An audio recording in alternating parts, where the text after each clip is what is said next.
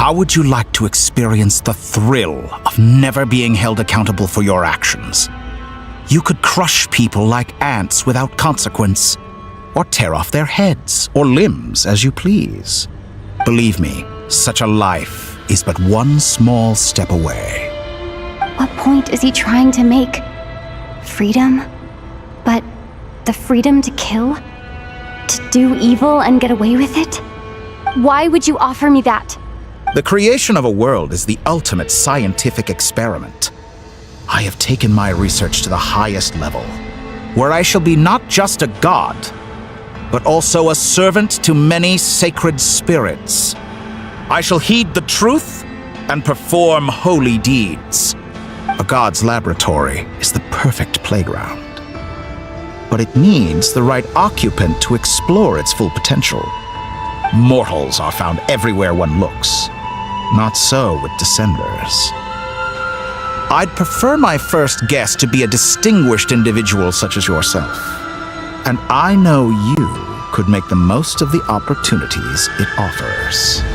So the condition for entering the new world is to take innocent lives. The same dilemma that Rerir once faced. Could I really bring myself to kill others for my own benefit? Rerir did. And look where it got him. Have you made up your mind? I can't do it. Your playground is no place for me. You're putting your hopes in the wrong person. But we both know I'm not quite the hero you say I am either.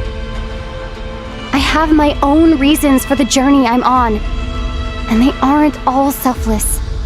You've grown a lot since we last met, but there are still things you are unwilling to compromise on. This will only hinder you.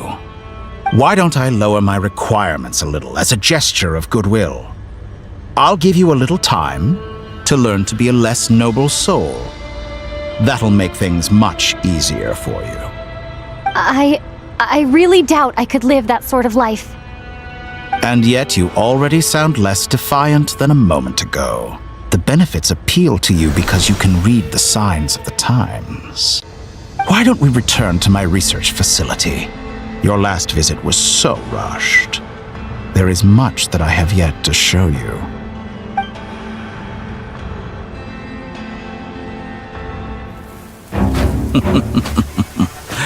Now to that question, Heroes don't attack from behind. Guess I'm no hero. This is most disappointing.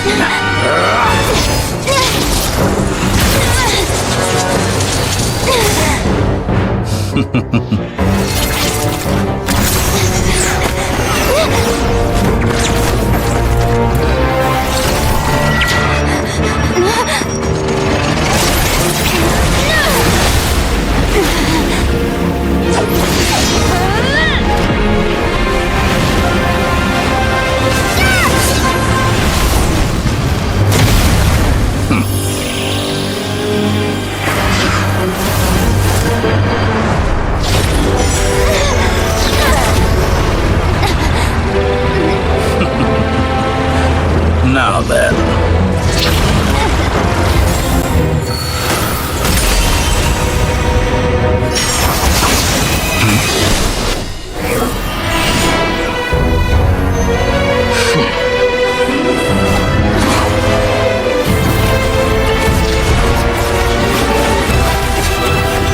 A new face. Interesting.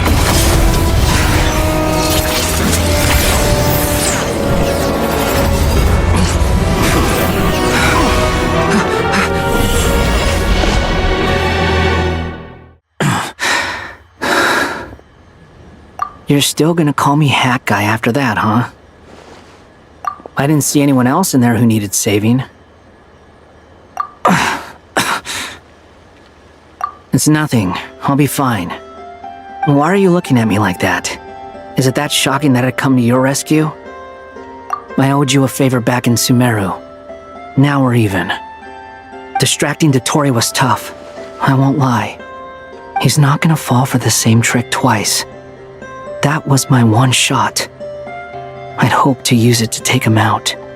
I never wanted to obliterate someone more than I do right now. Dotori doesn't recognize me, but his segments were originally made based on an analysis of my operational principles.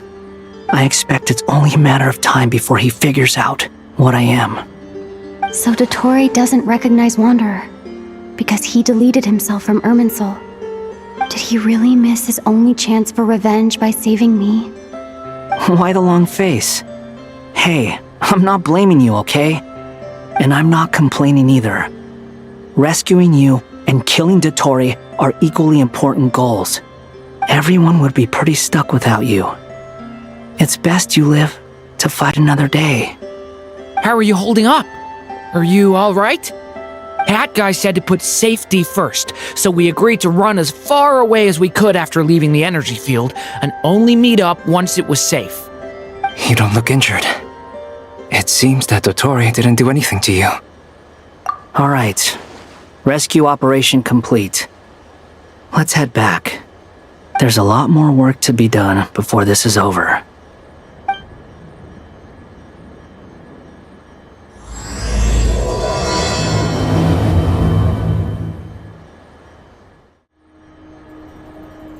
Understood. I will bear the Tsaritsa's decree in mind. I don't see what's so awesome about it, though. Does he really think everyone else is as immature as him? I'm not stooping to Tartaglia's level. I thought you might say that. How's your progress? Quite promising, actually. That alchemist Albedo gave me a few ideas. Remember how I asked you to look up some files for me? That stuff on the Nazi-Kreuz Institute. Rene de Petrichor and Jakob Ingold. Alain Guillotin despised Rene's theories and methods, but he never managed to come up with better alternatives either. So I adopted some of Rene's ideas. I thought Alain was like a father to you. He and Rene were mortal enemies, were they not? And what would you say if Lenny and his friends one day learned something useful from someone you utterly detested?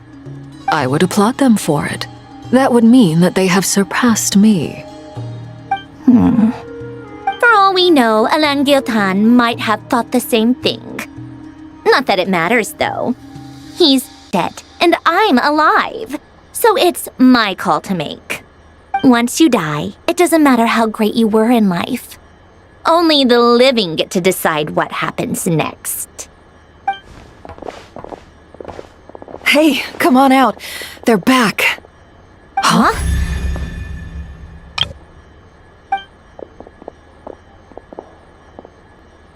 You're back? And your head's still screwed on? And you still have all your limbs? What does it look like? Way to keep your composure, madam. Excuse you. I am perfectly composed. Glad you're okay. Yes, it's a huge relief. Worry? Oh, yeah, right.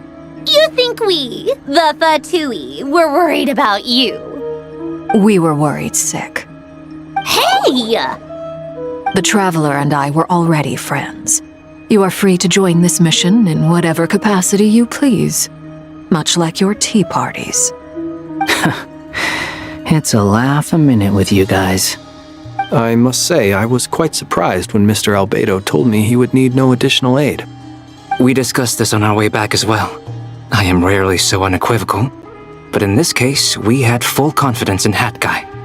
He said he knew what he was doing. Albedo and I pretty much had to just wait outside on standby. Meanwhile, Hat Guy broke into the energy field and rescued the Traveler solo. You didn't have to mention that. Well, I'm thoroughly impressed. You are a force to be reckoned with, Hat Guy. Is she back? Is she really back? Traveler! It's really you! Oh, thank goodness! Paimon missed you so much! You can finally breathe easy, Paimon. It's great to have you back in one piece! Oh, Paimon's been having nightmares the whole time you were gone! Look at them. You know, once you reach my age, There's nothing better than watching a misty-eyed reunion between friends. It's nothing. Same goes when you get to my age, too. I bet Ino and Anefa would be tearing up as well if they were here. Varka, I'm not sure Anefa can cry. Oh, yeah, good point. Hey, your eyes are looking a little red and puffy. Come here, let's hug it out. What? Ew, no! No, thank you. You're not my dad, okay? Knock it off!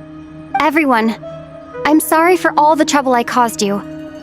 But the silver lining is, I didn't come away from this ordeal empty-handed. While I was being held captive, I learned a lot about Dottoro's current capabilities and what he plans to do with them. Allow me to explain.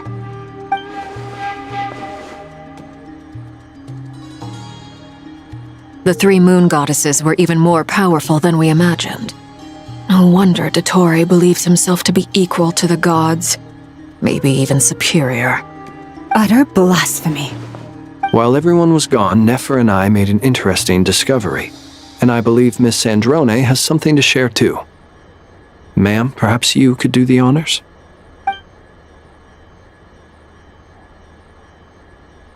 Called it. Getting rid of a pesky troublemaker like her is like trying to clean up after a crumbly cake. It always comes back to haunt you. Our next step is to find a way to bring her back. A place where time flows backwards, with no destination in sight. Surely it must have been created for a specific purpose. But I fear the answers are buried deep in Tevat's history, held by great powers beyond our reach. It sounds like she's on a specific path through time, just traveling in the opposite direction to us. The question is, where does that path lead? Or will it keep going to infinity?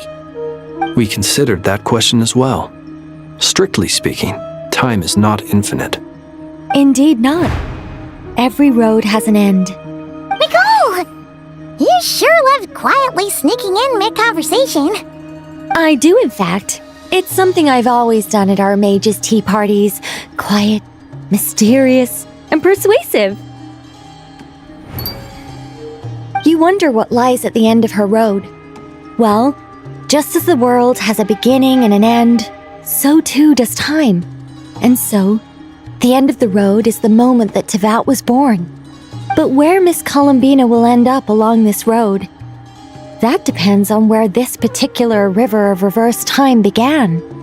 What about the original moons and the moon goddesses? Do they have a beginning too?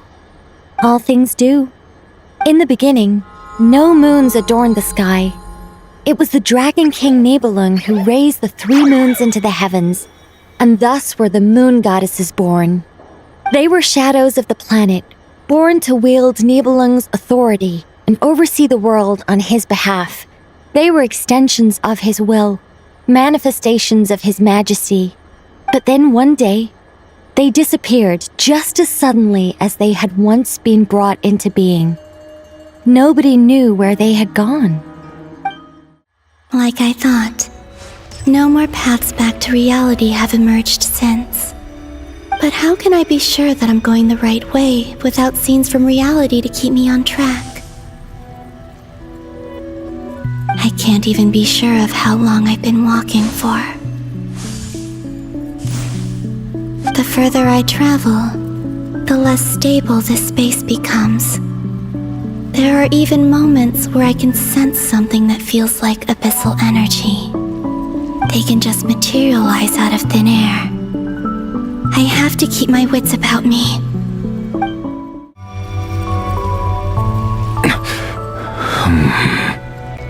You are the moon goddess.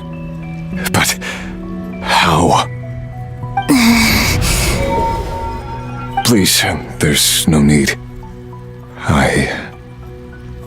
I'm not interested in fighting anymore. I find that a little difficult to believe. Yeah. Honestly, so do I. The way you used my own power against me was...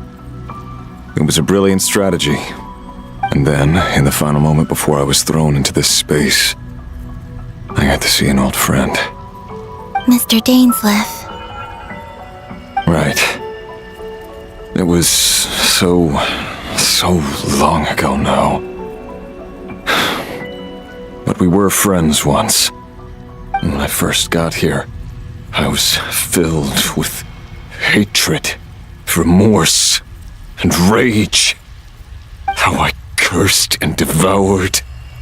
I tore everything here apart. I was consumed by the desire to leave this place and have my vengeance.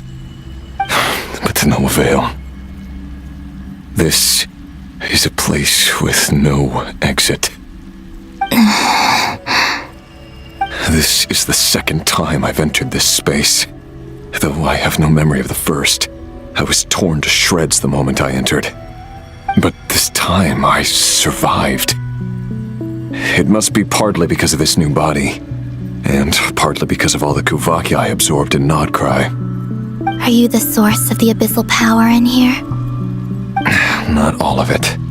Some is from when I first arrived here and tried to destroy everything. But there was already a degree of abyssal power here before I entered. And like a venomous snake baking in the merciless sun, it tried to slither into my shadow.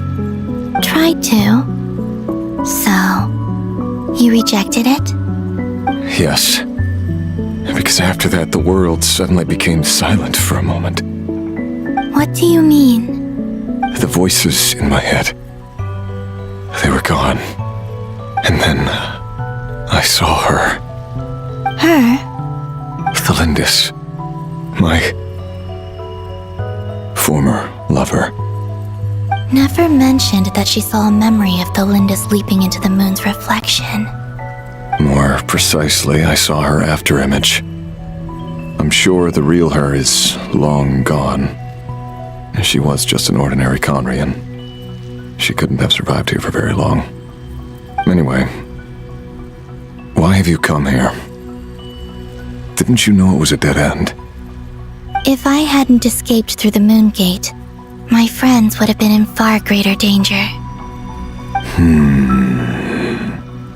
Oh, I see. Because of your power. The power of a moon goddess. What? You'd like to know how I know, wouldn't you? The one who resurrected me said so. I could hear a deep lust for power in his voice. Do you mean... Dottore? Dottore. So that's what he's called. He'd been collecting fragments of my body for a long time, all so that he could resurrect me at the moment of his choosing. I had no interest in his research.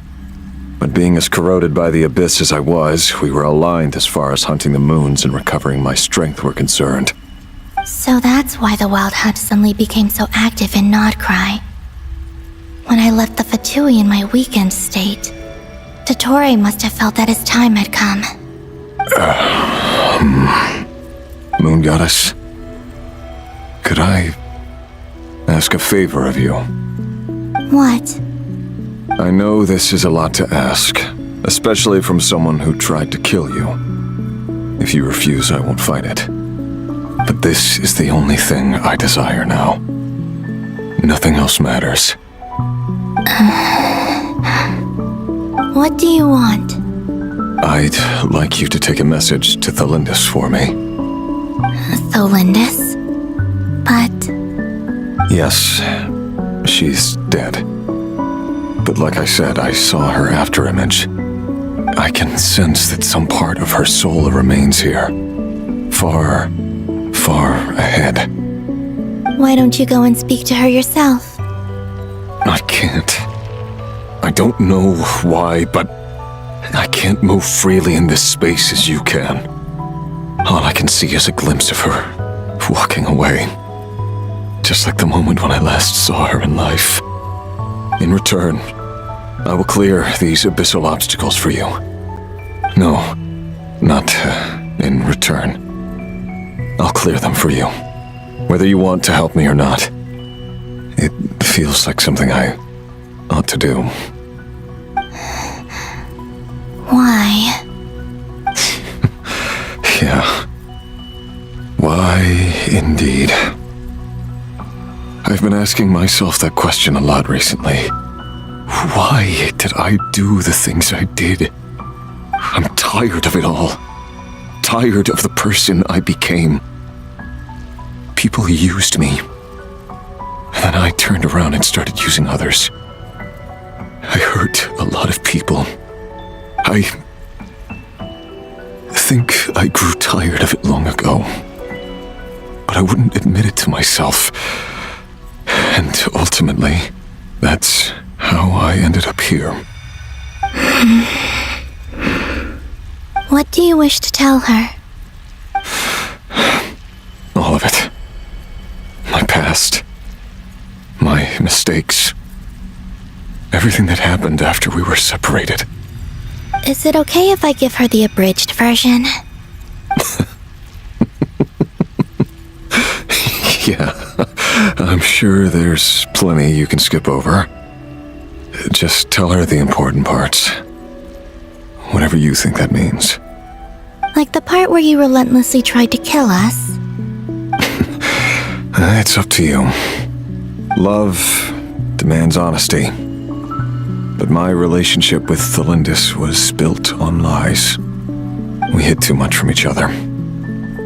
But after living my whole life in the shadows, I don't want to hide anything anymore. I will do my best. There.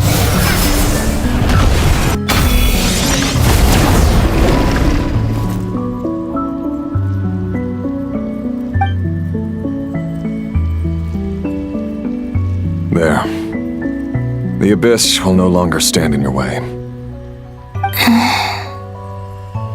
Even though Mr. Dainsliff felt he had to fight you, I think he still regarded you as a friend. Dane? He said that you betrayed him, but he also felt great remorse at never having understood what you were truly going through.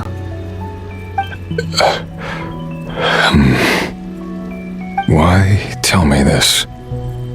Because if he'd known that someone could take a message to you, I believe that's what he would have said. Thank you. It means a lot. I know this will sound strange coming from me, but don't die, Moon Goddess. I can tell that you're determined to get out of here.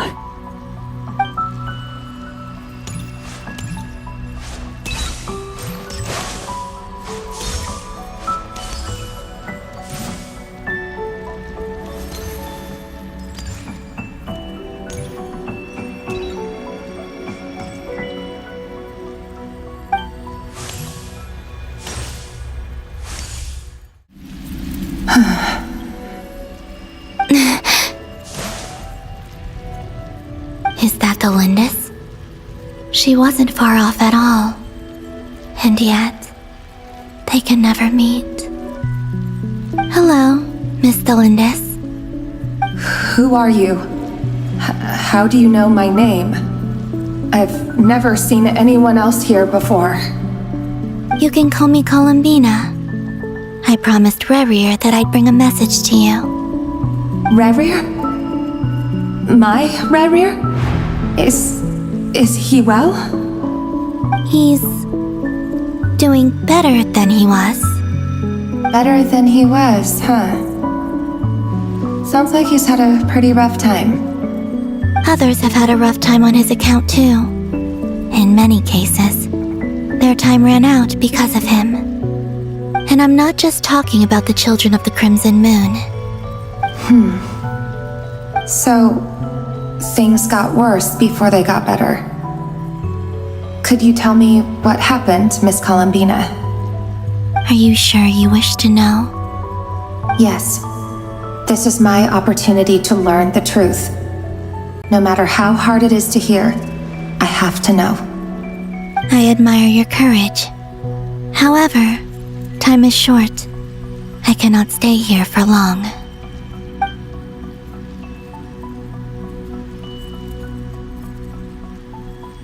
Ryrir had seeds of hatred in his heart, and many people nursed them for their own ends.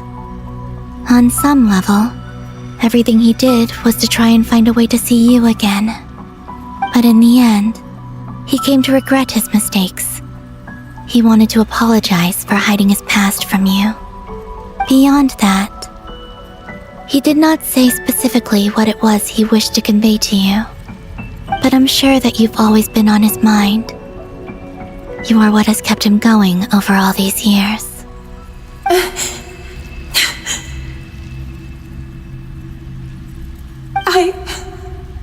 I'm sorry, Miss Columbina. This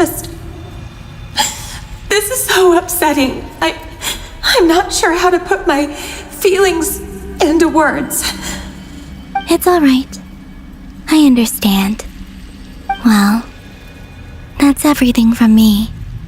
So, I guess I'll be... Wait. One moment. Time flows backwards here. The road ahead only leads further and further into the past. I know. I intend to reach the end of that road. Without a moon marrow, without the 3 moons' power, you won't make it far. Wait, unless... Are you one of the moon goddesses? You could say that. I see. I often think to myself, if life is like a train ride, why haven't I reached the terminus? Where am I even going? And it's not just me, it's this whole place. Wherever it is, it seems like it's existed forever. It's such a mystery. Where is it going? I must seem so ridiculous. I can't answer these basic questions, and yet I jumped right in here without hesitating, only to be torn apart the moment I entered by powerful energy currents. Only my soul remains now. Thinking back, I was suddenly overcome with fear and terror in that moment. Perhaps I too became bewitched by the abyss. I may have been the leverage it needed to control Ryrir. I used to be a researcher at the Universitas Magistrorum in Conria, researching the iridescent moon's marrow. Eventually, I came to the conclusion that time in here flows in reverse. Ryrir was one of the Vinster King's retainers. With me, he was in an impossible position. It plagued him constantly. I wanted to help him escape his lot in life. I wanted him to be happy, so I thought I'd use this place to return to the past. At the time, I thought I could just go back to the day that the Vinster King first found the prince. It was only after meeting the prince that the Vinster King started going too far with his research into the abyss. That was the day all of our woes began. I thought I could stop the king from ever meeting him and solve everything. I couldn't kill the Vinster King himself, so I had to find another way to save Ryrir. That's why I wanted to go back, to kill the person who had brought new possibilities to our realm. I'm sure it was a futile endeavor, but the abyss probably enhances the basest human desires. So I naively hoped I could change everything. But I was simply too weak. Like a speck of dust against the whole universe. Look at me. I didn't even survive the journey here. Not physically, at least. I know I'm never getting out of here. But you're different. You can make it, and I want to help you. I owe you that much. How do you plan to help me? Have you noticed the golden energy that exists here? Based on my past research and my observations since coming here, I believe they carry you forward faster. I can share what I've learned and help you understand the pattern in which this energy appears.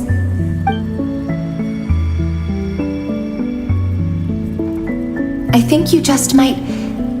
Now, I know you will be able to change the past. Also, I've been speculating about where this phase ends. The documentation was scanned, but from what I know of the legends about the moons, the oldest ones seem to begin with Nibelung, king of dragonkind. I have no way of verifying any of it by this point. But if it's true, you might be able to reach that era if you keep walking. Understood. Thank you, Miss Thelindis. I'm the one who should be thanking you. If you hadn't entered this realm of everlasting death, what use would my deductions be? Thanks to you, they have some meaning. About Rayrir, I'm so sorry. For everything. It wasn't your fault. That's not true. Because we both feared bringing trouble upon each other, neither of us ever told the truth. And that dishonesty sealed our fates. But enough about that. I wish you a safe journey, Miss Columbina.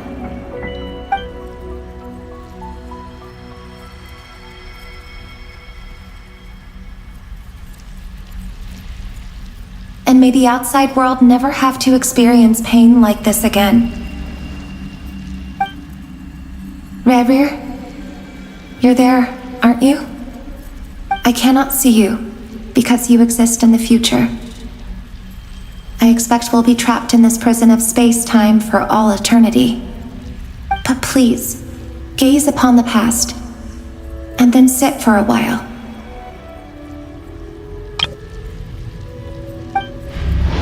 Let's find a place to sit down together, just like we did when we first met.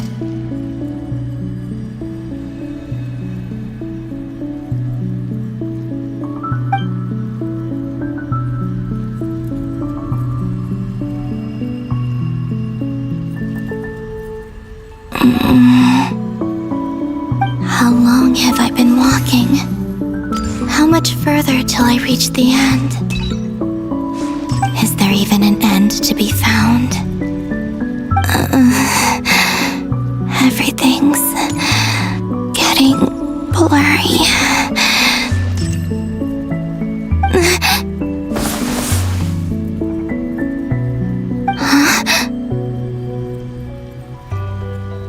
Are you all right, little sister? Have you come from the distant future? So, how exactly did the moons just disappear? Shouldn't it be a little harder to get rid of major creations like moons? The world is a vast and ancient place. On a certain scale, all life lasts for but a fleeting moment. Miss Nicole explained that the moon goddesses likely perished in the War of Funerary Flame. The moons themselves were also destroyed at that time, save for the Frost Moon, from which a new moon goddess was later born. Am I missing something then? 'Cause the stories say that the moon goddesses were born on the moon, but doesn't Columbina say she was born in Nodcry? Huh, you're right! Why do their birthplaces differ? What's the difference between the two generations of moon goddesses? Also, remember what Sandrone said? Her scans detected 4 moons. In other words, 4 moon marrows. Technically, the result of the scan means that 4 moon marrows were detected and positively identified as moons in that moment. In other words, this piece of information alone isn't enough for us to know how Miss Columbina is doing right now. Yep, we have no way of staying up to date on whether she's dead or alive. She's on her own for now. But at least she's trying her best to get back to us. Yeah, she's a tough cookie.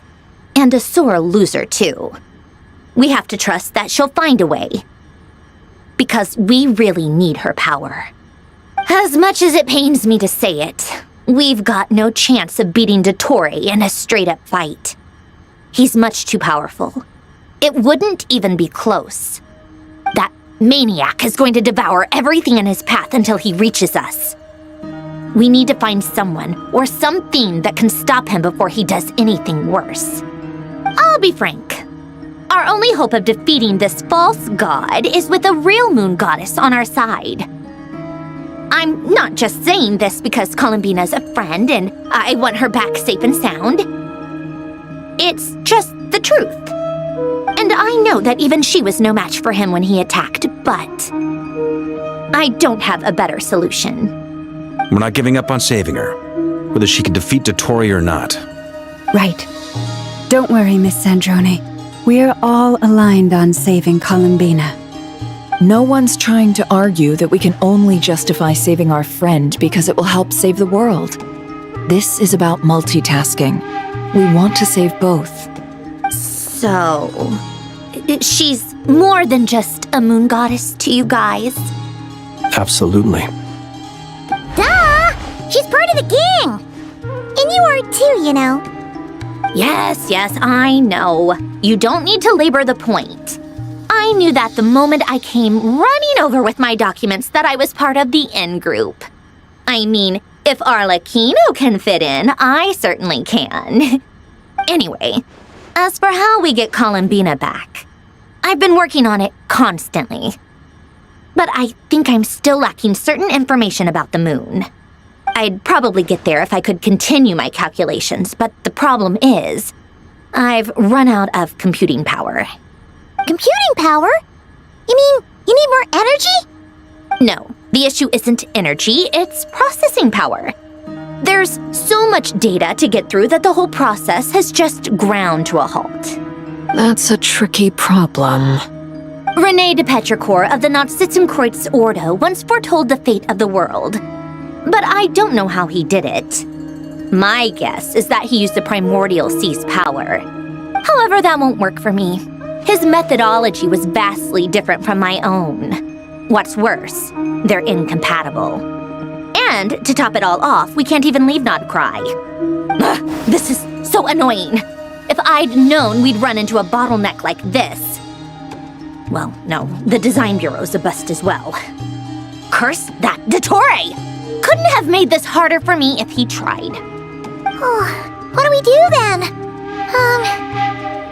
How about we grab a bite to eat and take a break? Maybe something will come to mind after you've cleared your head. You don't get it, do you? I'm trying to calculate the fate of an entire world here. And I need accurate results, not vague prophecies. Where the heck am I gonna find the computing power for that? Ahem. Anyway, time to shelve the discussion on technical difficulties. Being a killjoy isn't very ladylike, after all. Either way, we've done what we can. Rest well, everyone. Remember to let us know if anything new comes up. Hat guy? Is he hinting that we should talk outside? Let's go somewhere a little more private. You know that Dory went back to Sumeru, right? Yeah. She mentioned she was planning to head back. Things aren't looking good for Nodcry. She's gone to spread the word so that Sumeru has a chance to prepare for the worst. From what I know of Dottore, there are two possible reasons why he hasn't made a move yet. One is that he's still working through some kinks in his new powers. The other is, he wants to see how we're going to react. He'll easily devour everything eventually, so I guess he's in no rush to make it happen. The first false god he made was me. Now it's his turn. Even though my records were erased from Irminsul, Dottore's ideas haven't changed one bit. He once told me that becoming a god was like turning yourself into a hungry wolf or giant serpent to devour the moon. Clearly, he began studying the moon goddess's powers long before he even tried making a god. He's always wanted to get his greedy hands on divine authority one way or another. And in the end, he devoured the moon where I failed. In the desert of Sumeru, there is a chessboard built by King Deshret, also known as Al-Ahmar.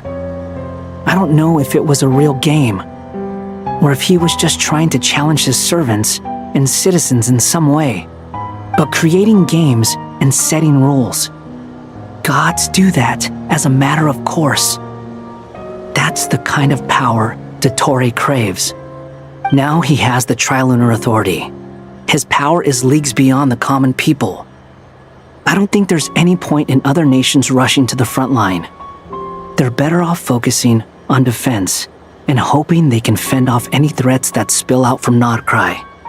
Either way, Dori will inform Lesser Lord Kusanali, and she will contact the other gods in turn. The Seven will have some recourse available. If nothing else, their protection should keep the rest of the world from descending into chaos as quickly as Nodcry has.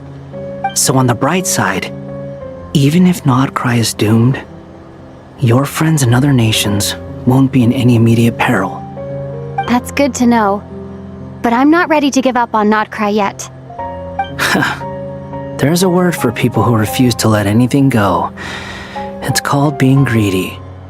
Maybe it sounds greedy to you, and probably naive too.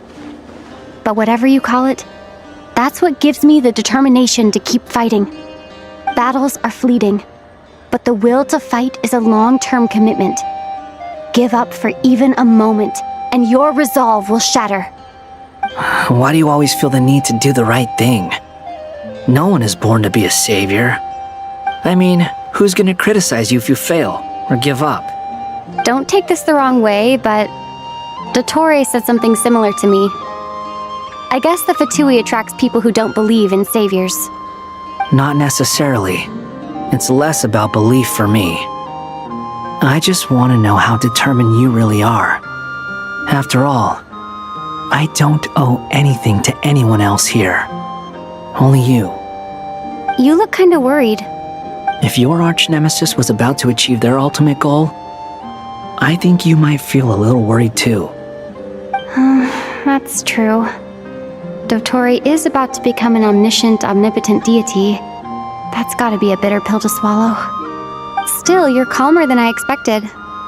Obviously. I have to admit that my past self was a reckless fool who misunderstood not only the point of revenge, but how to achieve it. And as much as I want my vengeance, I know I'm not gonna get it by acting alone. If the world's taught me anything, it's to think before I act. Too bad it never taught me any other virtues, though. So, I am going to destroy Dottore, no matter what it takes. So, what's your plan? I'll get to that. First, tell me, what do you think of Sandrone? Just like Paimon said, she's a friend, part of the gang. How much do you trust her? This is a serious question. Think carefully before you answer. Although she's with the Fatui, she has her own values and she's helped us a lot. If nothing else, she's clearly going the extra mile for Columbina. I see no reason not to trust her. If you say so. In that case, the three of us need to talk. I have some thoughts about her computing problem. It can be solved, but it will come with a cost. How much? If I can afford it, I'll cover it. Sometimes your heroism really backs me into a corner. You know that? Come on, let's go talk to her.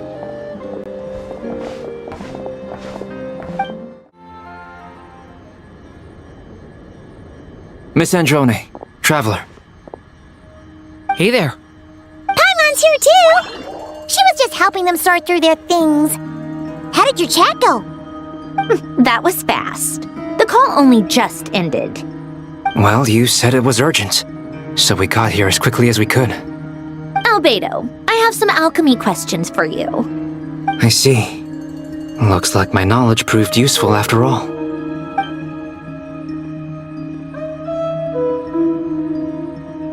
If I might ask, what is the end goal for the modified formula you'll be using? I needed to predict the future of the entire world. But I've run into some teething issues since trying to implement Renee's theory of the 4 Orthants. I see. I'll have a look at it. Still, computing power is the real issue here. How do you plan to solve it? About that, it's been sorted. Oh, with the Traveler's help? Actually, you're not wrong. She found the person with the solution. Was it Hat Guy? Yeah, it was him. Wow! Go Hat Guy! Seems like all that time studying at the academia is paying off big time. But where is he? Wasn't he the one who asked Albedo and I to come here? Come with me.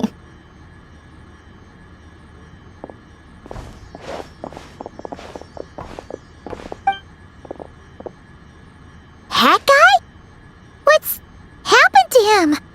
Hat guy, can you hear us? No response. I guess he's in hibernation. Hat Guy mentioned that he was a puppet. It seems that his functions are currently shut down. I presume this has something to do with the solution to your computing problem. That's right. He and the Traveler came to see me. Wait, what? You have a solution? Would you calm down? Why do you always react so hysterically to everything? Excuse me? How would you know? You shouldn't be so quick to judge complete strangers. It's very bad manners. Oh, please. It doesn't take that long to figure out that you have a temper. Where does a mere student get that kind of confidence? I've actually published more papers than you. Not that status counts for much. Even Paimon's applied for academia admission. Huh? Are you serious? See? This is why I can't be bothered to explain myself. She recognizes no one's skills but her own. Okay, fine. I'll hear you out. So, tell me, how do you propose to solve my computing power problem? This world itself is constantly processing all kinds of information. If it's the world's future you're trying to calculate, you need a processing device that's designed to cope with that volume. Easier said than done. Only Irminsul can handle that kind of... Wait, is that what you're suggesting? But surely we can't just plug my formula directly into the ley lines. You should be able to tell that I'm not human, right? Yeah, I noticed. The technology, though, seems pretty ancient. Very different from Pontaine's. It's a completely different system. Conrian, to be precise. I'm what they would have called a puppet. Puppets need an energy source and processing power. The artisans who built them sought out the materials most suited for that purpose. You? Do you mean... The Traveler and I have talked it over. She's willing to vouch for you. So, I'll allow you to borrow my core for your calculations. It was built using wood from a silver-white tree, which makes it a small part of Irminsul. Conrian technology and Irminsul wood. Who in the world could have built you? Are you sure about this? A puppet without its core will cease functioning completely. And if it's left in that state for too long, it might not recover. You could die if you do this. You do realize that, don't you? I can put two and two together, yes. No need to rub it in. I won't lie to you. This has never been done before. I cannot guarantee your safety. Doesn't matter. I'm prepared for the worst. Did you two actually talk this through? Is he... Are we really considering this? Yes, we discussed it. The bottom line is, he trusts me and I trust you. Let's give it a shot, shall we? Honestly, I have no clue where this kid even came from. But for whatever reason, he lent me his core to use in my formula. I'm very close to finishing my calculations now, and the core is currently in use. So I'm sorry, but I can only show you a sketch right now. This is what the core looks like. A silver-white branch. It certainly matches the legends told about Irminsul. Is Hat Guy gonna be okay? He's not gonna die, right? Right? In theory, he should be fine. As long as we put his core back in time. Beyond that, all I can say is that I'll try my best to avoid risk and make sure the core doesn't sustain any damage. I think I know why you called us here now. Someone needs to watch over his body and make sure it's protected until the process completes. Correct. He said that the only ones he trusts here are you two, and the Traveler. And the Traveler will have other work to do. He will have our undivided attention. Aww, Hat Guy. On a more positive note, things are progressing steadily on my end. I'll call everyone in for a meeting once the results are out.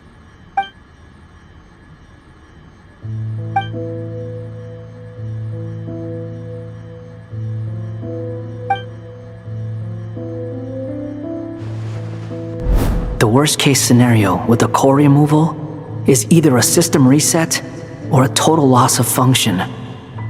But I'm not afraid. A quiet death should have been my fate long ago. A core is completely different from a heart. It's like another vital organ entirely. I never believed it could be a true replacement for what I sought. But in the end, it turns out the core was more useful to me. Pretty funny when you think about it. It's like the punchline of my entire life. Do you think there's any difference between a puppet and a human? If not, then this would just be another samsara. I have already experienced both a past life and a next life. Part of me wonders whether I'm only capable of making this decision because I've become a real human. What's with that expression? Isn't this a good thing? Sandrone will succeed, won't she? She has to. She will. We all have to persevere until this is over. That's right. And I'll protect you all until the moment of victory arrives.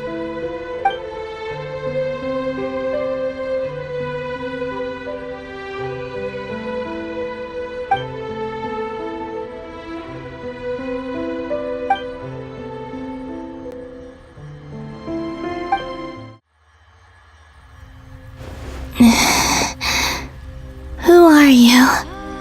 Call me Sonnet. You have the same power as Canon. Sonnet. So, you're the goddess of the iridescent moon? Oh, goodness! You recognize me? Well then, what's your name? Columbina. Columbina Hyposelenia. Hyposelenia? What a lovely name. Did you choose it yourself? It was a joint effort between me and my friends. Friends? You mean your friends in the heavens? Huh? Oh, sorry. You must be exhausted.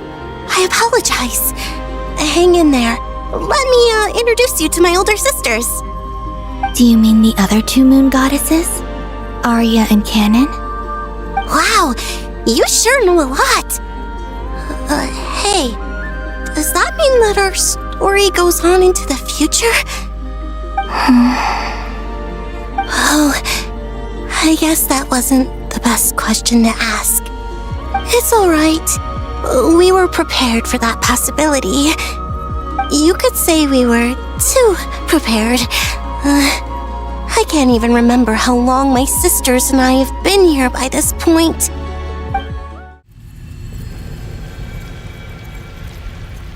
Sisters! I'm back! And look who I've brought with me!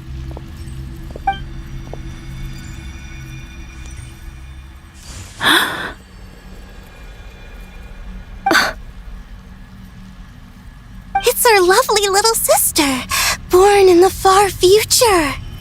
The pleasure is all mine. Allow me to introduce you to Columbina Hyposelenia. This is Arya, the goddess of the eternal moon. And this is Canon, goddess of the frost moon. Canon, don't you think Hyposelenia's power is similar to yours? Hello, Columbina. I apologize for our startled reaction just now. And please, forgive our little sister if she's been annoying you. She tends to talk a lot. It's fine. You seem shy. Don't worry, Columbina Hyposelenia. No one can hurt you here. Could you tell me where here is? Please. I must know. My dear sister, this is where Tevat's original ruler, the Dragon King Nibelung, imprisoned the moon goddesses. What? You're scaring her, Canon. No, I'm fine. Please, continue. Nibelung, our original master, created us in the distant past to maintain Tevat. But he left this world and traveled into the dark universe beyond, to explore worlds vaster still. Day and night, we fulfilled our duty in the heavens, until the day that the first descender arrived. The great ruler of the firmament. The heavenly principles. Is that what later generations call them? I see. But we did not reject them at first, nor did they seem to harbor ill intent towards this world. We coexisted in peace. They were like a guest in our home. Slowly, however, we came to realize that our guest had a growing desire to change and dominate the world. And you didn't stop it? No. There was an order to the rules they set up that Nibelung never taught us. We wanted to know if this order would bode good or ill for Tevat. All right. Canon and I wanted to know. Sonnet was against it from the outset.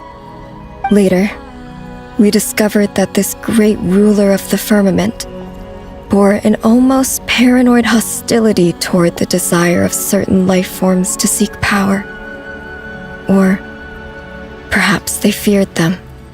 They would even cast down celestial nails as manifestations of their power, to punish the civilizations of the world below.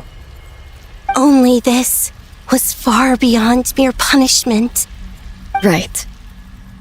Their rules brought order, but the price people paid for merely testing the limits of those rules was far too great. I did everything in my power to help the punished escape catastrophe, but still, too many lives were lost. The ancestors of the Frost Moon Scions were some of the ones you helped. But just when we had decided to take countermeasures, the Dragon King, Nibelung, returned. And so began the War of Funerary Flame. So, that's the name the world gave that war in the future. Well, who won in the end? As far as I know, the Heavenly Principles won, although it came at a great cost. They remained in Tevat, where they continue to rule to this day. And the world's original master, the Dragon King Nibelung, was destroyed. And what of the moons? Are there still 3 moons in Tevat's skies? You can tell us the truth, Columbina. We know we are but remnants of a bygone age. We are prepared for the answer. Only the Frost Moon remains. But it has been cast beyond the false firmament by the Heavenly Principles. The eternal and iridescent moons were both shattered during the war. So death finally came for us in the end. Sonnet. But you're still here, aren't you? A moon goddess cannot live without her moon, Columbina. She's right. That's why I began to disappear. Because the Frost Moon is cut off by the false sky. How much worse it would have been if it were outright destroyed. Our souls may endure within this lunar palace, but if our moons are destroyed, then we shall disappear the moment we depart from it. I'm sorry. There's no need to apologize to us, dear sister. If anything, we owe the world an apology. If only we'd decided to act sooner, rather than arguing amongst ourselves. All the more reason not to spend this time in regret and repentance. Instead, we should focus our efforts on how we might help our future sister. Sorry? Don't you see, Columbina, your story is not yet over. Is that not why you are here?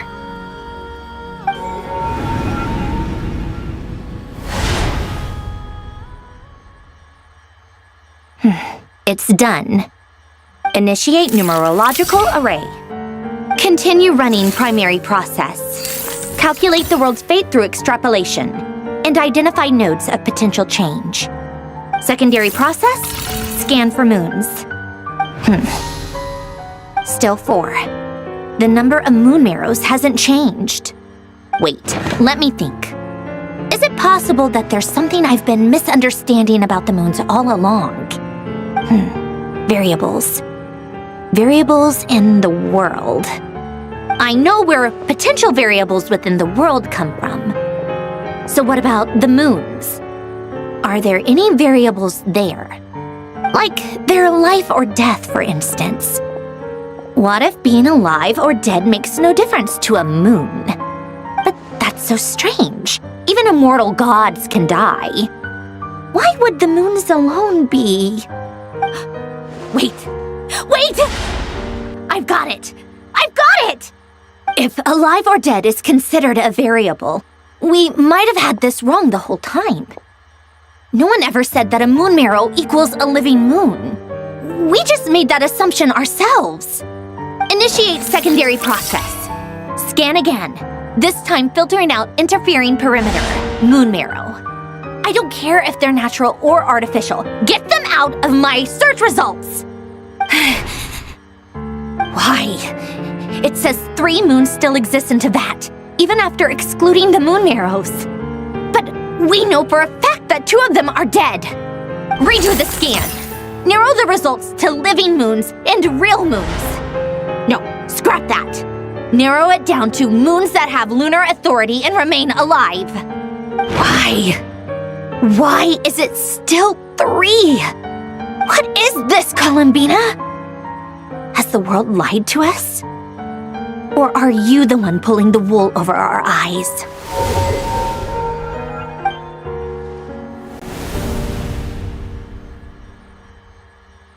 So, you think that the moon's reflection might be where Nibelung imprisoned the 3 moon sisters? Yes, it would explain a lot, such as why that space would respond to a moon goddess's power, opening the moon gate at her command. It would also explain why Miss Columbina has been unable to leave, and why time flows in reverse there. In the messages she sent, Columbina promised us she'd find a way to return, but we have no way of knowing how, when, or where this might happen. The fact that she still has yet to reappear in this world indicates that returning from that place is no easy feat. We cannot afford to simply wait for her. So you're saying, if she could return by her own power alone, she would have done so long ago? Yes, she certainly wouldn't leave it to this late stage when it's so touch and go. I've been giving this some thought, and I've come to believe that Luana's Har might be an anchor that she left behind, as a sort of future waypoint. This could also explain why Luana's Har is always by the traveler's side. Sounds like a plausible theory. If that's the case, there must be some criteria we need to fulfill to allow Columbina to return to the present. The question is, what could they be? Hello? Listen up! This is extremely important!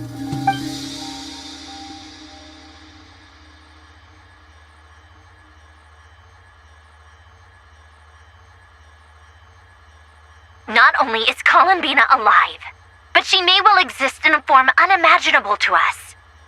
I'm still unclear on the details, but she's done something truly inconceivable in the past. And the clue to what she's done lies in the moon and Teyvat sky. Truly amazing. Oh, I'm so delighted for her. I'm sure we all feel the same. And I'm sure Columbina is ready to get back here and fight by our side. I'll keep my calculations going and try to find some way of coordinating with her. But that's not an excuse for everyone else to slack off, okay? All of you had better keep trying to think of solutions. How can the dead moon still live? And Luanatar...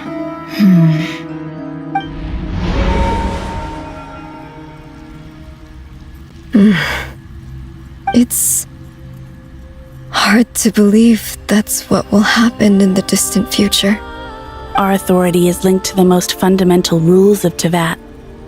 I suppose it's no wonder that many would covet that power. I didn't realize that when you said friends, you meant people who live down in Teyvat. That's so lovely.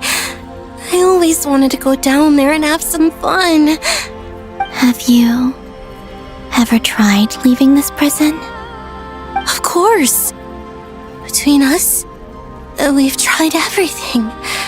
But no matter where we go, this space will eventually bring us back here. It's like the center of a whirlpool. Everything ultimately converges here, at the moment when Nibelung imprisoned us. In that case, have you tried using any of those pathways that connect this space to the real world? Sorry? What are those? They're passages through which you can make small-scale changes to reality by using Kuvaki. Or am I the only one who can use those passages? Because part of my soul remains in reality. Kuvaki. What is that? You don't know? It's a unique kind of elemental energy found only in Nodcry, the land from which the moons arose. Oh. Well, it's true that the moons first rose up from the part of Teyvat you say is called Nodcry. But there is no difference in the elemental energy between there and anywhere else. What? Could you show us some of this Kuvaki hyposelenia?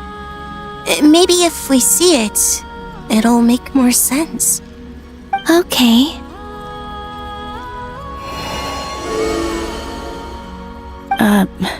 Isn't that just your power? What? But it's everywhere in Nodcry. In the air, in the land. Even the creatures who live there have adapted to its influence. How curious. This Kuvaki certainly did not exist anywhere in the world before we were imprisoned. Let alone influence living creatures. So, how exactly does it affect them anyway? Can they float in the air like us? This is so strange. Why would their reality differ so much from mine? Columbina, you're looking for more than just a way out of here, aren't you? Yes. If I am to help my friends, I will need tri-lunar authority on par with that of our foe. You mean... you'll need our power? This sounds extremely risky. The three moons' powers are not mutually compatible. Concentrating them into one goddess will be a very painful process. And if anything goes wrong, it could tear you to pieces. I know. But I'm willing to take that risk. Even so, let's say we successfully transfer our authority to you. How will you take it outside this prison? Nibelung constructed this realm specifically to prevent us from using our powers to interfere in his war. No moon goddess can leave this place alive. What if I don't leave alive?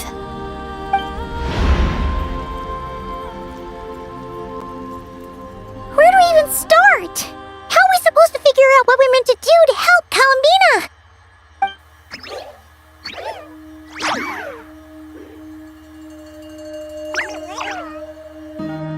Columbina, what do you need from us? If she really got to the beginning of time in there, how do you think she'd leave us a message? You don't think she'd write it down on a stone tablet somewhere in the hopes that we'd find it, do you? Seems unlikely. Columbina may not talk a lot, but she thinks deeply about issues like this. Let's review what we know.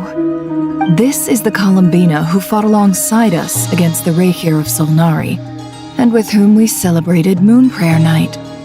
She knows our personalities, our ways of doing things, even our unique strengths and abilities.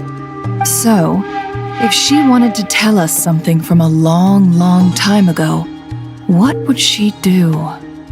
Oh.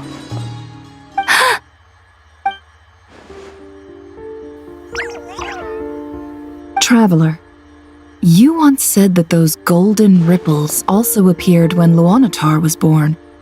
What if Columbina left Luanatar here, not just as an anchor to the real world, but for some other purpose? If she is part of Columbina, and Columbina knows that I can see past events through her... Oh yeah! Like when you peeked into Rarer's path through his heart! Nefer, wait. If you're right about this, and you can really see past events through Luanatar, your eyes, they'll... Oh, I know. Looking at Rerir's past in Conria was already enough of a strain on my eyes. Looking this far back into the past, it'll surely blind me. But it's our only chance. This is the only way. Boss. We spoke about this once, a long time ago. Do you remember what I said, Yehoda? The day I lose my sight, the Curatorium of Secrets will be yours to run. But... What's wrong? I'd be overjoyed if I were you. This day's come a lot earlier than either of us expected. I need to know you'll honor our agreement, Yehoda. Promise me. Yes, Boss Neff. I promise. Are you sure you don't want some time to think this through? What is there to think through? I should have gone blind after our battle with Rerir. Frankly, it's almost criminal that I got away with it for this long. Then at least let me take some precautions on your behalf. And if you really do lose your sight, I'll visit your office every day and make sure you're well looked after. Oh, please, anything but that. I was actually ready to go through with this. Are you trying to scare me into backing out? As if I could ever scare you. I'll assume you're just joking to calm your nerves. All right, enough chit-chat. Let's do this.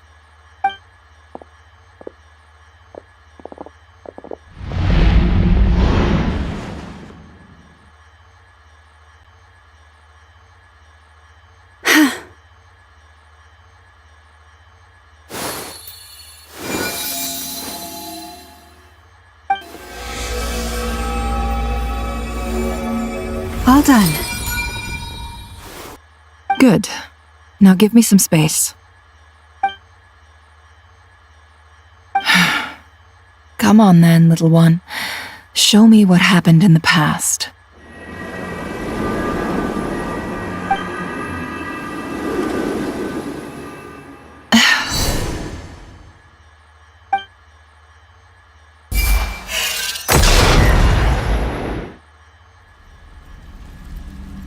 Between the Trilunar Authority, Kuvaki, and the sole-surviving moon, the Frost Moon, I think I might know how to get back.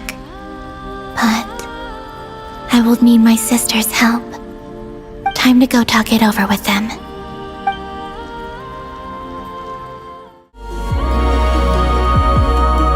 Have you figured it out, Columbina? Tell us, how do you plan to leave this place? I intend to die here, in this moment, and then be reborn in the future with the help of my friends. What? What are you saying? How can the dead be reborn? And how will you inform these future friends of your plans? You can't exactly leave oracles. Nothing can escape this place. Not a single ray of moonlight. And even if you found a way, what if they never find the message you left for them? You'll... No, that won't happen. come again? They will find my message. I'm sure of it. I'm not following. How exactly will you achieve this? It's quite simple, really. First, I will leave my soul here.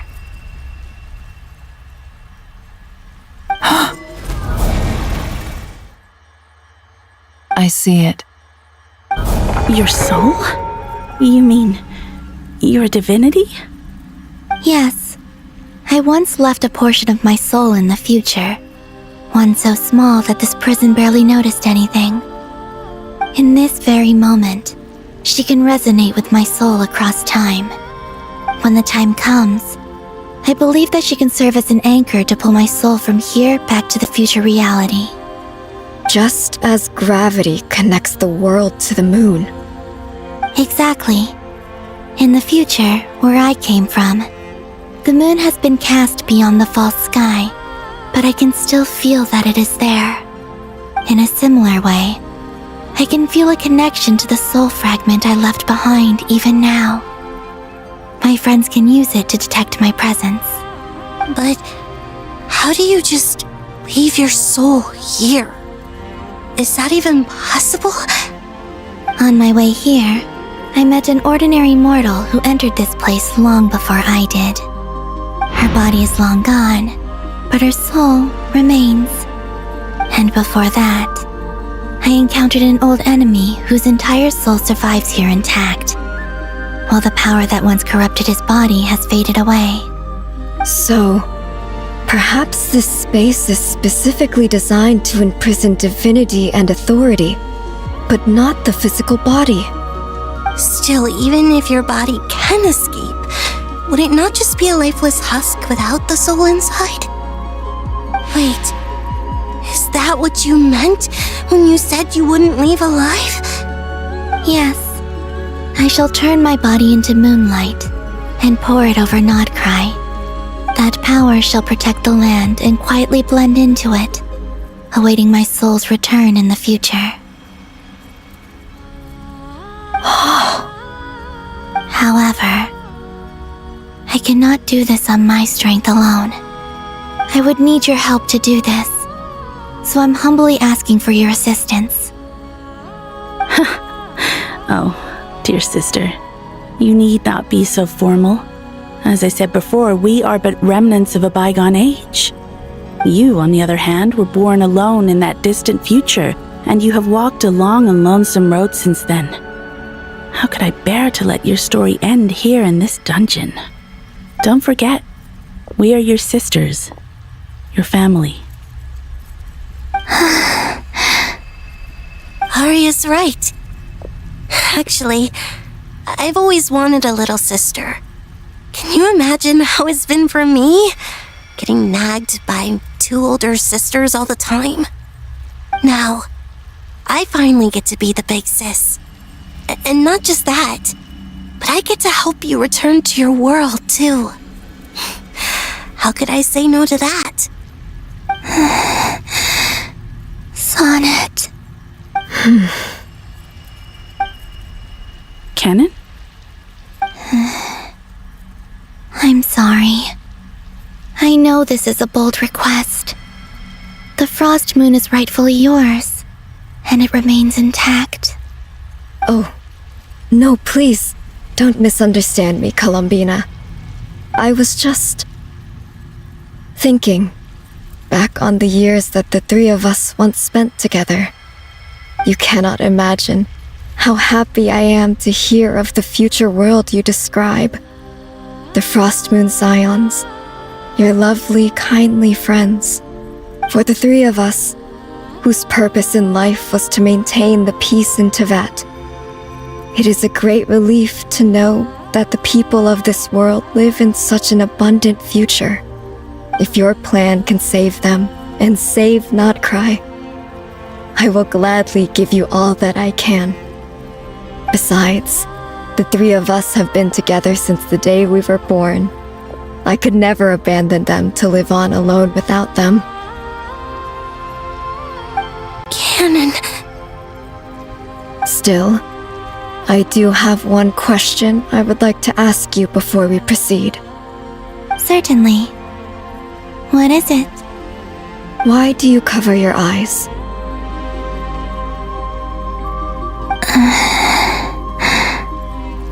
Yeah, I was curious about that too. But it seemed personal, so I didn't want to intrude. There was a time when I refused to look upon the world. I believed it was full of nothing but lies and falsehoods. I wished to hide my feelings, seal my heart, until I could return to my true home. I see.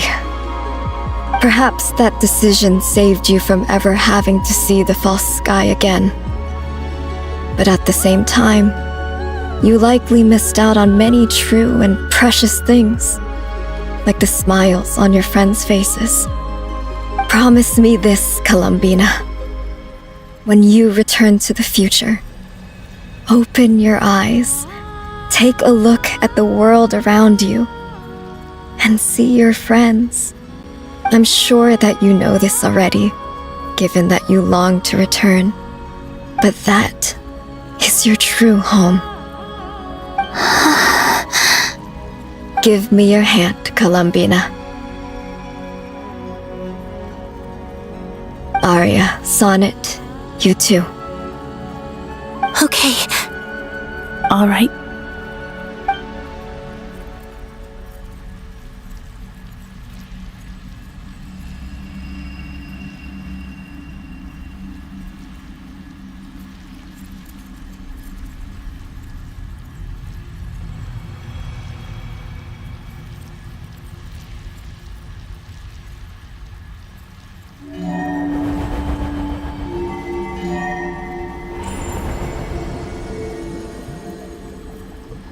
We once were the song sung for eternity, but now it is you who must continue to sing.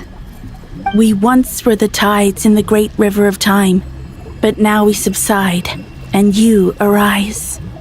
We were the messengers of madness and inspiration. But now, the lies have faded, and your truth must endure. We are souls awaiting the sun. You must return to be with those who smile when they see your face.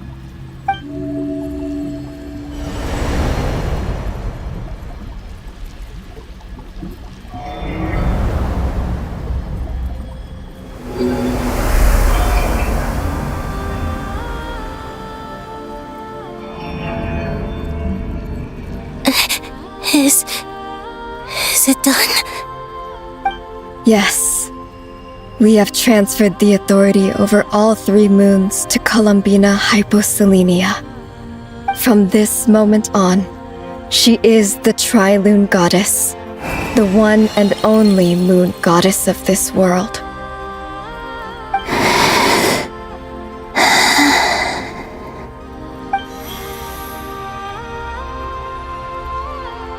Thank you. Thank you, my sisters. Now go, and do what you believe is right, Columbina Hyposelenia. Be aware that we cannot grant you the power of the 3 moons beyond these prison walls. The conflict that arose over their remains following our disappearance will still take place. I understand. Sisters, oh, my body. It feels... Now that we have given up our power and authority, our bodies are merely mortal shells. This prison is dissolving them as we speak. It's okay, Sonnet. The end must come for every god, just as it does for every human. That's all this is. The final destination of our lives. Canon and I will be by your side the whole way. We have one final request, Columbina. Could you use the 3 moons' power to send us back into the real world? Now that we have lost our powers, I doubt this space will seek to hold us further. It's just We would like to spend our final moments together in the only place we ever called home. Of course. Gladly.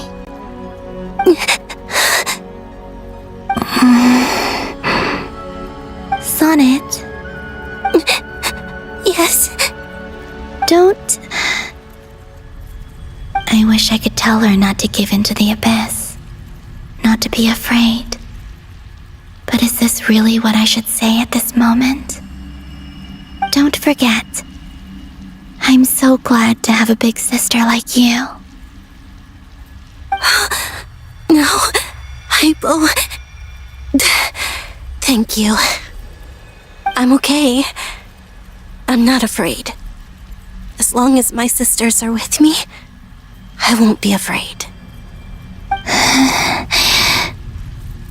It looks like this is goodbye, sisters.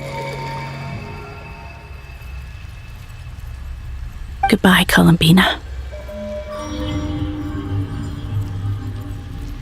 Take care of this world in our stead. I will.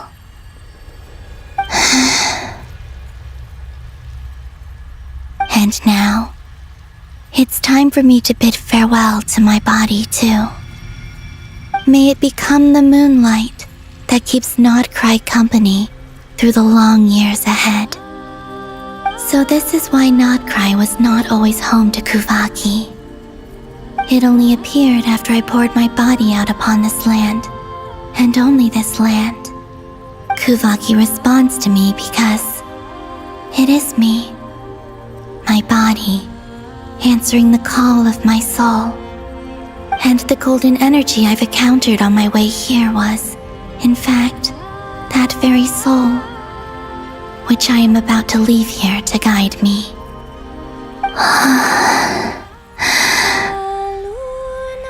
O power Trilune, eternal moonlight. I, Columbina Hyposelenia, lay aside my body. Let it be cast into the dark night to illuminate the future. May it be a companion to all who dwell beneath the moon.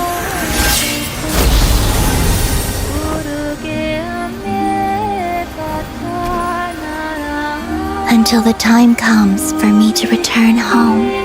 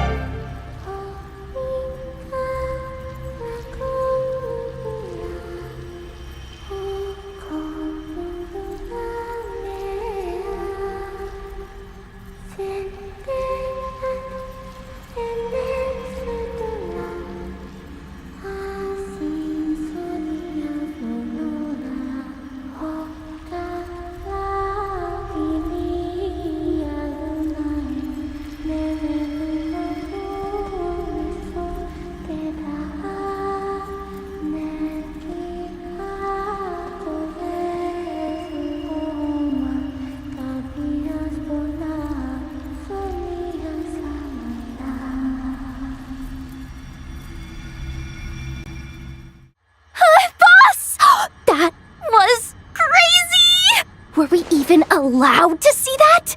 Is anyone? Oh, can you still see? How many fingers am I holding up? I see 2 fingers, and a look of sheer terror on your face. Truly astounding, Miss Nefer. Your eyes have glimpsed the very ends of the world, and yet they remain as sharp as ever. Or is the credit for this miracle due to Miss Lauma? It seems that even time itself is no match for your medical skills. Surely you jest, Mr. Flintz. I suspect we have Columbina to thank. She must have realized the immense toll that the ritual would take and purposely set aside some of her power in the past to protect Nefer's eyes when this moment arrived. There is always a great price to pay for witnessing the truth, but it seems that this time, Columbina has shouldered that burden on our behalf. She chose the perfect method of getting a message to us. Though her eyes were always shut, she was clearly so perceptive. She knows us well. She knew exactly how we would think and what we would try. Despite being separated by time and space, we're seeing the same possibilities and seizing the same opportunities. We still don't even know if she's okay right now. But as long as there's a chance we can do something, we'll fight to make it happen. We'll get you back somehow, Columbina.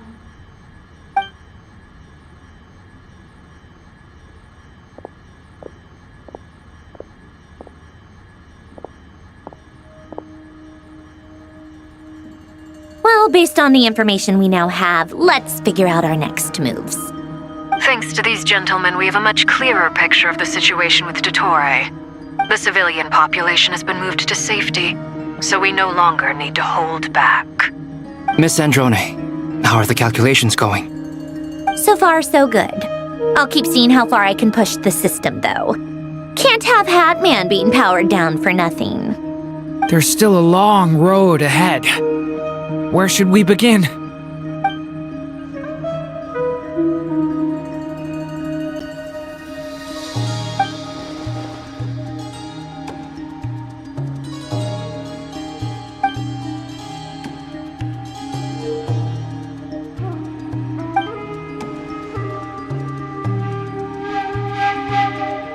Our plan is clear. Time is short, so let's get moving. There's just never enough time, is there? Time is the bane of my existence. Ugh. Anyway, I'm gonna get back to work. All right, we'll do our part too. Yeah. Albedo's theory says that elemental energy can dilute the light realm's power, but I'm no expert in building elemental defenses. Sounds like something out of the advanced elemental theory section of the library. Whew. You seem quite troubled. Well, yeah. I mean, who doesn't get a little flustered when they're completely out of their depth? You were the very picture of confidence back when you approached the Hexen Circle. Eh, I could have been faking it through that whole meeting for all you know. Who's to say I'm not just a ball of nerves in a charming and gregarious package? Oh gosh, really? I'm so sorry, I had no idea. Well, you're all the braver for it. Still, I was much more in my comfort zone than I am here. At least in Mondstadt, you can cry for help from a cliff top and actually stand a chance of summoning Barbados himself. Things have never looked bleaker than they do now. If we don't pull this off, Tevat's doomed, isn't it? Oh, you think so? Actually, yes. Yes, it probably is. It's a shame. Don't put too much pressure on yourself. Tevat has faced annihilation many times in the past, but it also gave us you, didn't it? Hey, don't give me that. It's not like I'm anyone special. I disagree. Every human born in this world is special. We angels have always believed that. In that case, this humble human being has a big favor to ask of you. I thought you might say that. I'm sure Alice, in her great wisdom, sent you here precisely to help us in this difficult time, yes? Well, that has less to do with her wisdom and more to do with my power. Of course, of course. Well, the thing is, these elemental defenses we're about to build, I don't think it's a question of if they'll fail, but when. Durin's findings from his patrols make it clear that Dottore is constantly expanding his territory. First it was his lab, then the design bureau, and now this. It's not realistic to completely stop him encroaching on the rest of Nagrai. Rather, our goal should be to stall him for as long as possible. If Miss Androne's calculations are correct, well, they're the closest thing to certainty we have in this situation, so let's assume they are. Anyway, her calculations suggest that our best hope for victory lies in Miss Columbina's return. It's up to us to slow Dottore's advance and buy time for her to make a return. Are you asking me to help you with building the defenses? No. I'd like you to prepare for what comes next. When he eventually reaches us, we will have to fight him. You were an angel once and a mage now. I'm asking you to lend us your protection. Oh. Can I take it that you're triggering the terms you fought for during our three-way talks? Well, technically those terms were about protecting Mondstadt. But if you're happy to agree to the change in location, then yes, let's do that. You're cashing in on this much sooner than I'd imagined. Well, yeah. The way things are going, I might not get another chance. Very well. The mages have heard the knight's plea, and we will respond. To tell the truth, Alice and I had already discussed how we might help you all, so I didn't come empty-handed. I always like to be prepared. This is... wow. Yeah. This is great. Seriously, thank you. It's been many long years since I had a chance to dazzle humanity with a little divine intervention. To humbly serve as a reliable and responsible guide. Anyway, Knight of Boreas, please accept this gift in recognition of your great virtue. Go now. May the angel's blessing deliver you safely to your destination. Ah, you're here. Sandrone, how are things going? Glad you asked. You two are about to become the first people to lay eyes upon my masterpiece. Or should that be the first person and the first, specter? Hey! Whatever. Come, feast your eyes on this. Wow! We've never seen something like this before! This meter displays the progress of my formula. Currently, it's still making the most important connections. Once it's finished running, I'll deliver it right to your side.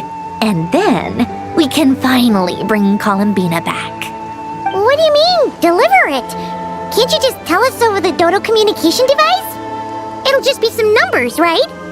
Ugh, you're such a greenhorn. This isn't the kind of formula you solve in math class. It's a highly complex algorithm capable of constructing a framework of rules. Whatever. We'll be here all day if I start trying to explain it. All you need to know is the formula must be completed before we can bring Columbina back. I'll share the data with you. Nicole's agreed to let me use her information channel, so we just need to use the Dodo communication device like so. And... there. Now you can check in on my progress. Wow! Look at that! You're amazing, Sandrone! About time you recognized my genius. Took you long enough. Anyway, that's all for me. You should check on the others if you have time. Make sure we don't have any weak links in the chain. That might sound harsh to you, but close supervision is a common practice in the Fatui. Not looking to catch anyone out. I just care about everything going smoothly. That's all. I'm kinda stuck here while the formula's running, so I need you to be my second pair of eyes in the meantime. Thankfully, Miss Nicole has come to our aid. Nasha Town is now looking very well defended. Golden Flame. Yes, that's Nicole's power, all right. Based on the latest message from Grandmaster Varka, it sounds like they've reached an agreement. The situation should be more stable with her assistance. Everyone will have at least some degree of protection. Albedo! Durin! Hello there, you two. Are you well rested? That's good to hear. As per the plan, Albedo and I will be in charge of Nasha Town. As Dottoro's energy field expands, it's creeping ever closer in that direction. But we will do our best to hold our position. We fought side by side many times before, and always with great success. I believe this time will be no different. So don't worry about us. Focus on fighting Dottore. Traveler, Paimon, a pleasure to see you both. Plans! How's everything coming along? Fairly well, if I do say so myself. Personally, I am ready to confront Dottore head-on. Ooh, you sound much more serious than usual. To be honest, I am not usually fond of exercising my full strength. For one thing, it's hardly conducive to maintaining a low profile. Besides, I believe one should have the right to choose when to show their hand. I am conserving my strength until the moment of battle is upon us. Anything to boost our chances of victory. Seeing you get into the zone like this really puts Paimon at ease. Huh, Traveler? I consider it an honor to have your trust. Rest well. I look forward to seeing you both in your element during the battle. Yes, Miss Moonchanter? What are you staring at? You always address me in the strangest ways. Lady Moonchanter one minute, Miss Moonchanter the next. Yes, and?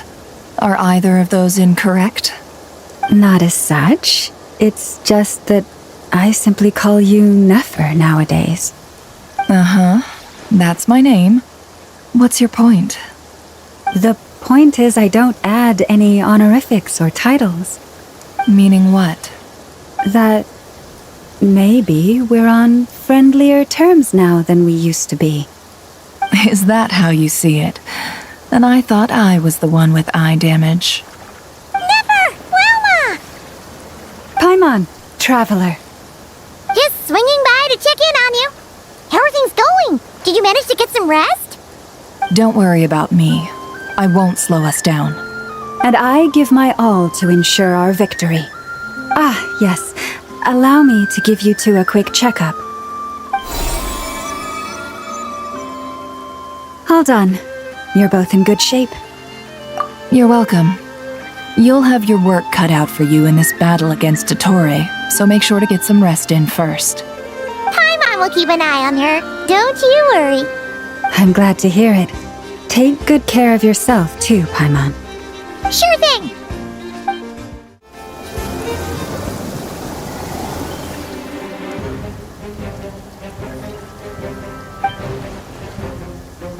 Here they come. That's quite a horde. As we expected. Get ready, everyone. Take your positions and prepare to engage. Let's begin. I'm at the ready.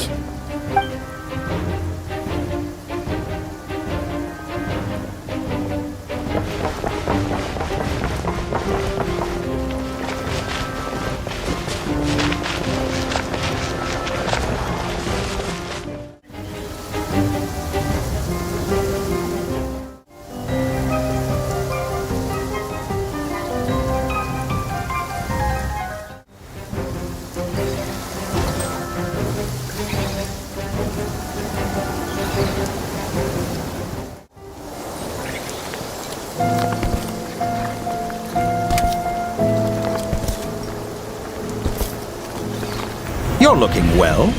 I trust you've had a good couple of days. Dottore.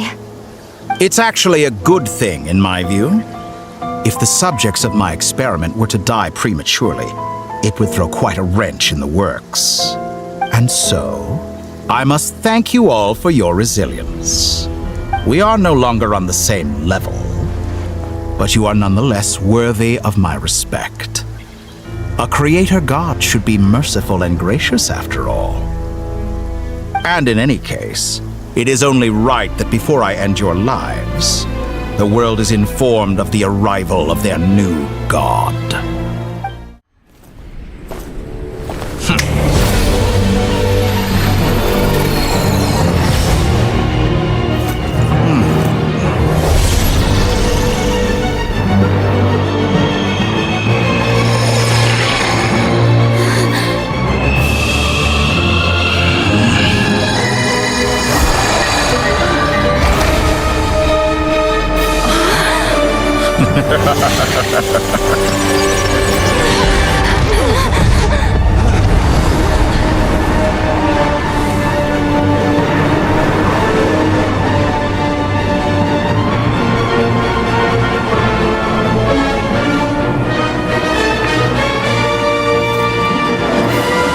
The experiment begins.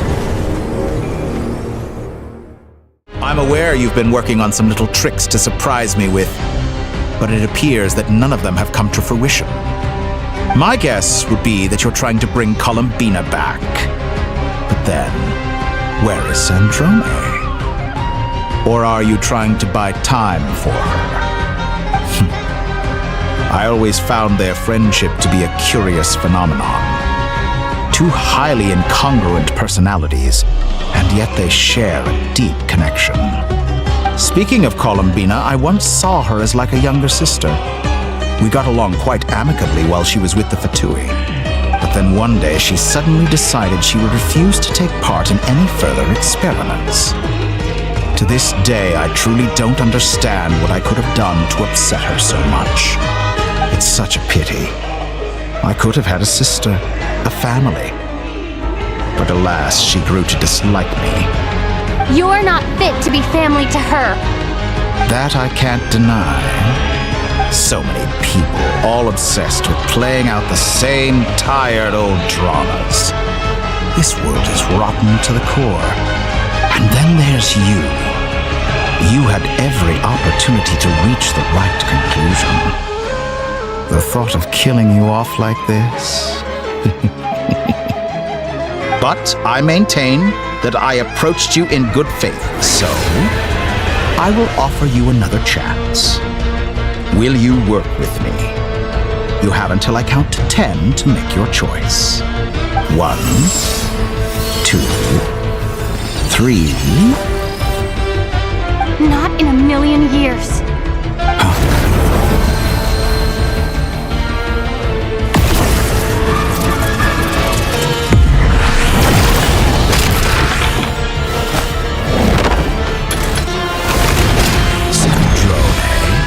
What a pleasant surprise. I didn't think you'd join us all the way up here. You're as sick and twisted as ever. Don't fool yourself into thinking anyone's grateful for the chances you're offering them. Sandrone, but the formula hasn't finished running yet. Funnily enough, I was just discussing a collaboration opportunity with the Traveler, and then I see you, who I must say is a good example of an opportunity gone to waste. Gone to waste? I said that everyone would get one chance, and you've used yours to march right back into the lion's den. So yes, it's an utterly wasted opportunity. And what makes you think I believe a word that comes out of your mouth? I was planning on disposing of your little formula after wrapping up more urgent business here. Since you've taken the trouble of serving it to me on a silver platter, I can simply bring it forward in the schedule.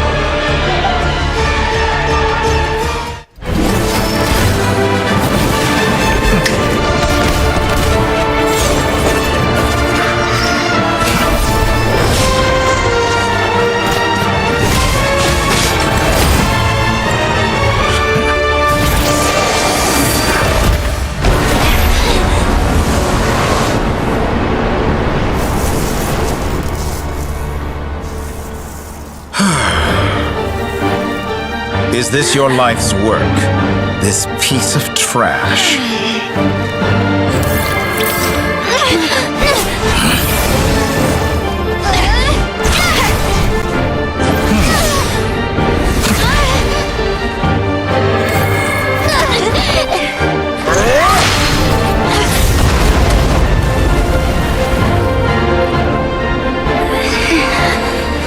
Your formula runs too slowly, Sandrone.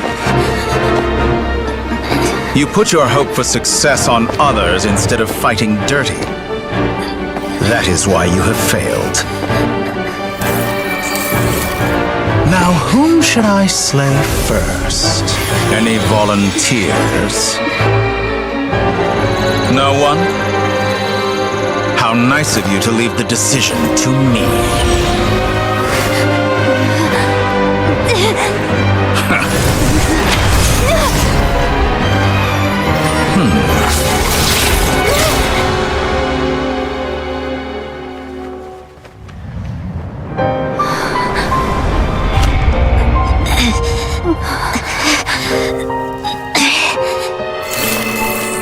Oh, how unexpected. Sandrone, any last words for me, comrade?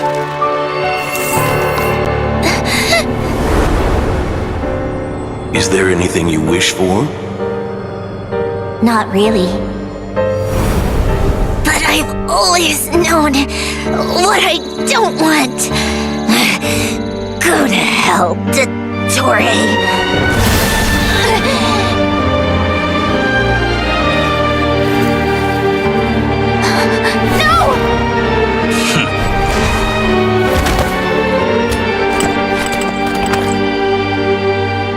And now, you have failed.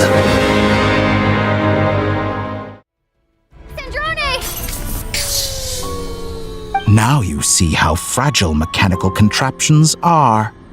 Just a gentle tap, and they fall to pieces. However keen of an inventor Sandrone may have been, her death spells the end of the formula that was running inside her body. Of course, I have to commend her for making it this far. As her colleague, I have to admire her stubborn tenacity. Now, it is time for you to take your place by my side. My count was interrupted, but the second chance I extended to you still stands. Once again, you are welcome to join me. By now, I'm sure you have gained a greater appreciation for the power and authority I wield. What is stopping you from embracing a new world of endless possibilities? Not in the mood to talk? As you wish. You seem less talkative than usual today. I'll change the topic to something more apropos. Sandrone was always like this. Never trusting anyone, always so reluctant to share her research with them. Objectively speaking, she had her strengths. It is remarkable how she extracted and even optimized the world formula from so much data. But her inability to trust was her undoing. Had she allowed someone else to monitor or run the formula for her, you might still have a chance at victory even now. But regrettably, she was a stubborn fool. As much as it pains me, she had to go. Dottore. Maybe this is news to you, but people can change. Columbina surprised you when she escaped, and I think Sandrone would surprise you too. Change? You can twist the truth however you want, but I see it clear as day. You're the one who can't trust other people. Is that how you see me? By this point, what can you hope to do about it? It is pointless to fight on. You've already lost. Wrong. You can't win this, Dottore.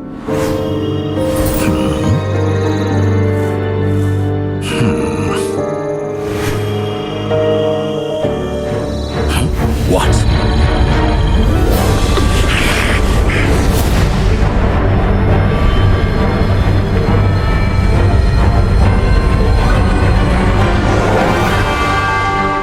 My formula can get us 90% of the way. It will connect you to Columbina. Then, I will bring the formula's output to the Traveler's side.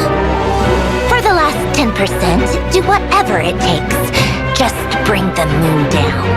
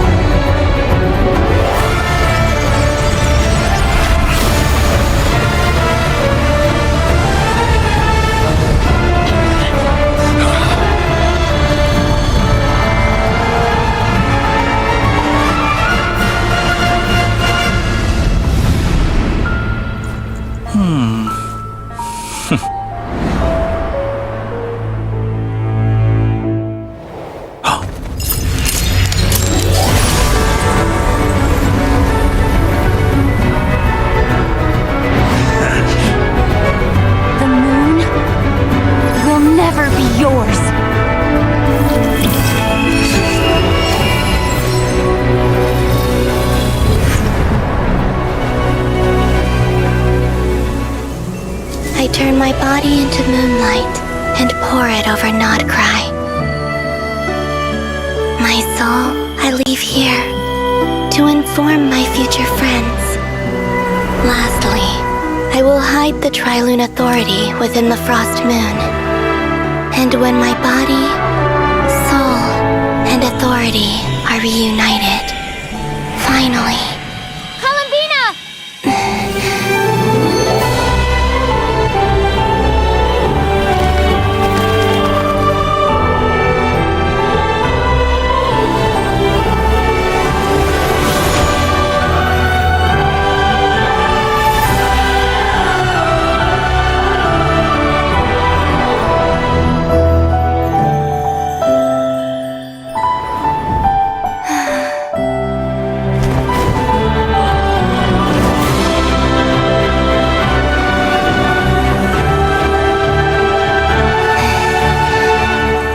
It's been too long. I'm back.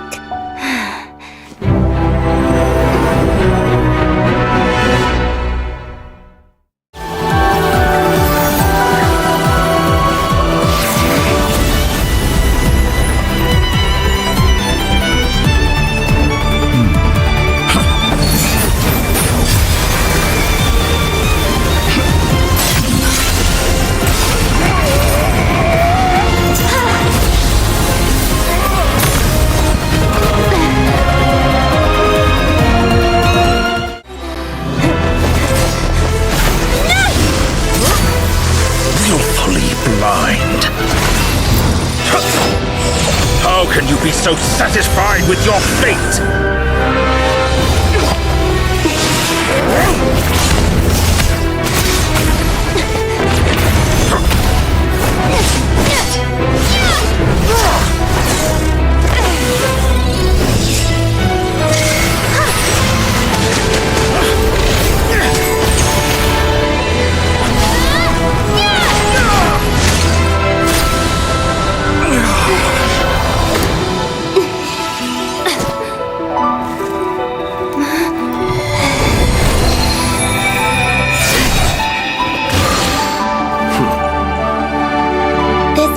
Was never about fate. It's about friends, family, and the home you stole from them.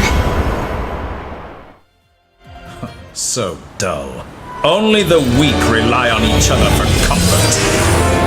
You shall see. Once I transcend fate, you will be nothing but fodder for my grand experiment! That will never happen.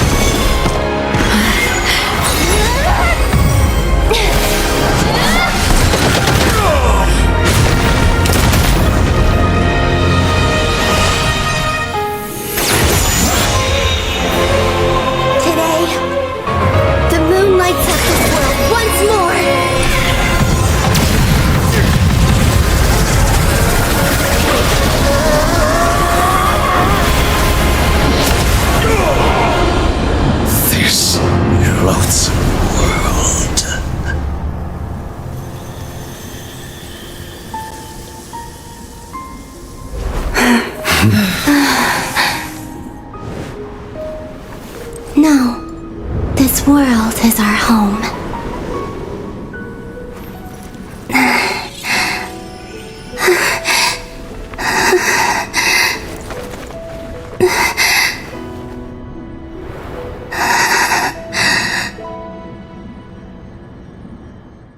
No, you're doing it wrong.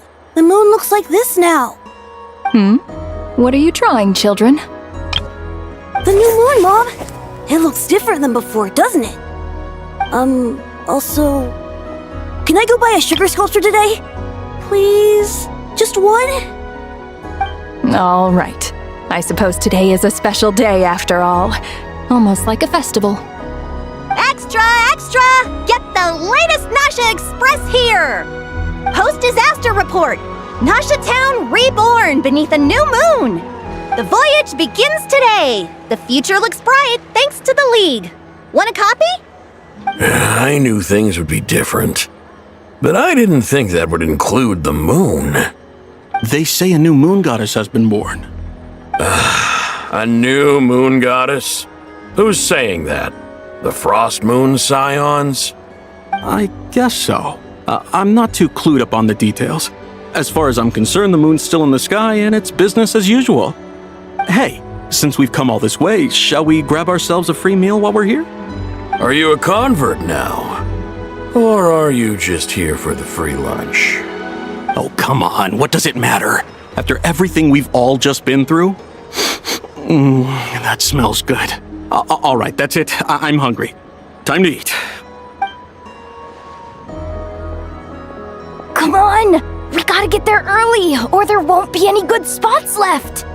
Shh, keep it down. This is a residential area. What if people are still sleeping? Why is it so noisy outside? It's okay. Paimon was pretty much awake anyway. It's been so long since we last had a chance to relax, huh? Feels like time is moving slower than usual. What about you? Did you rest well? Still winding down from everything that's happened? Or are you wondering how our friends are doing? Or is it about what Dotori said to you? Okay, if you say so. But don't push yourself, alright? Let Paimon know if you need to talk. What we just went through was a lot. It's totally normal if you need some time to get back in your groove. Luanatar disappeared after Columbina came back. Apparently, she was part of Columbina's soul or something. Still, Paimon kind of misses Luanatar somehow. But anyway, you did great. So did Paimon. We all worked our butts off to contain this disaster, and in the end, we made it. So, chin up, Traveler. You should be proud of yourself. Hey! Don't poke fun. You should be glad that Paimon's growing as a person.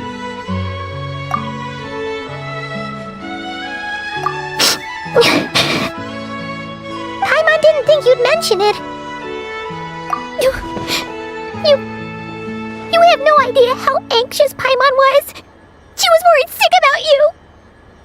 Well, if you really want to show Paimon you're sorry, you're gonna need to make it up to her. You better be ready to splash out on a lavish meal.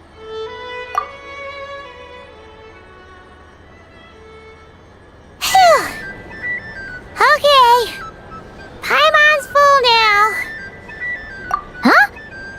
Oh, well... Hey there, Traveler and Paimon! Good morning! Morning, Yehuda! Here for some breakfast? Oh, I've already eaten. Just need some water. I was mostly worried you might forget what day it was today. So, I came over to remind you. Careful there, Paimon. Too much food will make you drowsy. Don't let anyone catch you hiding at the back and nodding off during the League meeting. Yeah, she'd probably be saying that to Aino. She's the baby of the group, if anyone. True. You know, I'm surprised that all these competing groups are actually coming together to try to solve things together. Definitely a first for Nodcry. Well, nothing like a region-wide calamity to bring people together. After that, surely even the most self-interested people have to realize that going it alone isn't worth the risk, right? Try telling Boss Neff that. She's not exactly convinced that people are gonna get with the program. Really? But if she's so pessimistic about it, why'd she agree to be the Curatorium's representative in the League? Probably 'cause even though Unity sounds like a pretty far-fetched idea, the benefits it would bring make it worth a shot. I think things will work out, though. I swear, Nodcry feels like one big family now with everything that's happened. More than it used to, anyway. Paimon's with you on that one. And it seems like plenty of other people agree too. Just listen to the bustling streets. All right. Everyone's been rebuilding these last 2 weeks, and the evacuees have been coming back in droves. Life's slowly returning back to normal. Which means my workload's probably gonna shoot back up. Were you about to head out? There's still some time before the ceremony begins, you know. Yeah, we were gonna take a stroll around the square and say hi to some friends first. Sounds good. See you later then. Please accept today's boon. Have a nice day. Are Paimon's eyes deceiving her? Or is that Inefa handing out food for the Frost Moon Scions? Hello there. Would you like a feast of the moon, along with some snacks of the day? So, what's new, Inefa? It was only a few days ago when we last saw you, but it looks like you've joined the Frost Moon Scions in that time. And I know too? What are you talking about, Paimon? We're just here to help, duh. In the wake of the disaster, it's all hands on deck. We responded to Lama's request for support. At times like these, the smallest good deed can inspire others and help them through the hard days ahead. And we're using eggs and heating tubes to make that a reality. In true Kromkake Craft Shop style! Inefa! Did you hear that?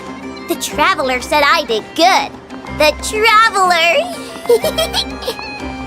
That's because it's true, I know. Proposal. If you can resist eating today's dessert, I will provide you with compliments too. No way! Wow, that proposal got shot down quickly. I need something to get me through the hard times too, you know. Mom! Yes, dear. Go right ahead. Excuse me. Could I take a photo with the robot lady? She helped us get safely out of Notcry, and she helped us get back home too. She's the best. Of course she is! And since I'm the whiz kid who built her, that makes me even better than best, right? But you stole my snacks though. Oops. Shall we move to the open space near the center? The view there is better. Thank you! Aren't you the better pick for this job, Flint's? You underestimate yourself yet again, Master Ilua. Not at all. I rarely come by Nashitown. I don't know any of the big shots here. All in good time. Socializing is a step-by-step journey. But you're much further ahead on that road, aren't you? You're not seeing the full picture. You know the truth now. My friends do not understand my habits. There is no question about it. The Lightkeepers need a representative in the League. Someone who is upright, cares about other people, and can realize their self-worth through group action. You say it like you wouldn't make the cut. I am most flattered that you think I would. Sigh a little less, Master Ilua, and have more faith in yourself. All the Lightkeepers agree that you're a very promising young man. That is precisely why Starshina and Nikita felt safe delegating such important work to you. I'm sure we all also agree that we would sooner die of dehydration than manage to wrangle anything out of you in a discussion. My apologies. I am not in the habit of bringing water with me when I go out. Whatever. I'll take the job. By the way, who else is part of this? Oh, it's quite the who's who of Notcry. There's the Moon Chanter of the Frost Moon Scions, the boss of the Curatorium of Secrets, a representative of the Voynich Guild, and even someone from the adorable Kromkake Craft Shop. I'm sure you will find speaking with them to be a genuine pleasure. If you say so. I've never done this work before, so I'm honestly a little scared of making mistakes. But I'll do it. Not only is it our duty as Lightkeepers, but because I want to make Notcry a more welcoming place. An admirable attitude to take. The beacons are lit, Ilua. We're but one step away from breaking through the blizzard. we have the chance to band together and build our shared homeland into an Elysium. This is unprecedented for Notcry. An opportunity not to be missed. Yeah. You're right. I'll do my best. Quite a few familiar faces have arrived. Let's go, shall we? Wow! Everyone's here! You seem well rested. I know no one's asked, but I'm sure you all want to know, so let me just say, we're doing great. Thanks. Well, great, but not perfect. I'm starting to lose my mind from boredom. Can't drink a drop of alcohol while I'm waiting for my wounds to heal. I'm sure you had a sneaky swig or two. Wait, how'd you find out? I'm sure you must be missing Mondstadt after all these years away, Grandmaster. Yeah, you could say that again. Every time I get news from Mondstadt, it makes me want to go back and see the place for myself. Honestly, once things are wrapped up here, I think it'll be time to head back home. Hey, looks like someone's taking the stage. Can everyone see okay? Anyone need a boost? I'll just listen from the back. It's fine. You're taking this pretty seriously, huh, Durin? Well, it's not every day that I get the chance to see how people speak in official settings. Soak it up like a sponge. I'll make sure you get a chance to practice for yourself later down the line. Actually, I know just the thing. You can debrief the Knights of Favonius for me. Mr. Varka, are you forgetting that I'm not a Knight of Favonius? I can knight you. Any particular title you'd like? Is he joking? I really can't tell. You'll have to figure this one out for yourself. It'll be a good learning experience. It is my honor to host the opening ceremony for the League, and to have this opportunity to speak to you all in my capacity as Voynich Guild representative. Could this person also have been pushed onto the big stage by the real big shots? Guess I'm not the only one then. We come here today, having weathered the trials and hardships of yesterday, and having learned from them the importance of unity and cooperation. All right, here we go. Uh-oh, looks like Aino's off in Dreamland already. Wait, Boss is looking kinda drowsy too. What's up with her?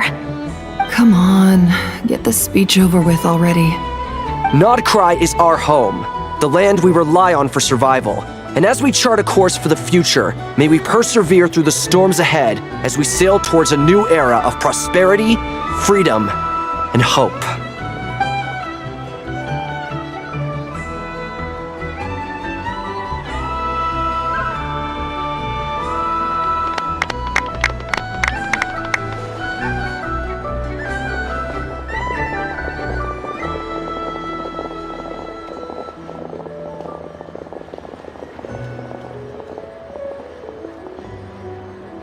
Looks like we'll have more opportunities to travel in the future.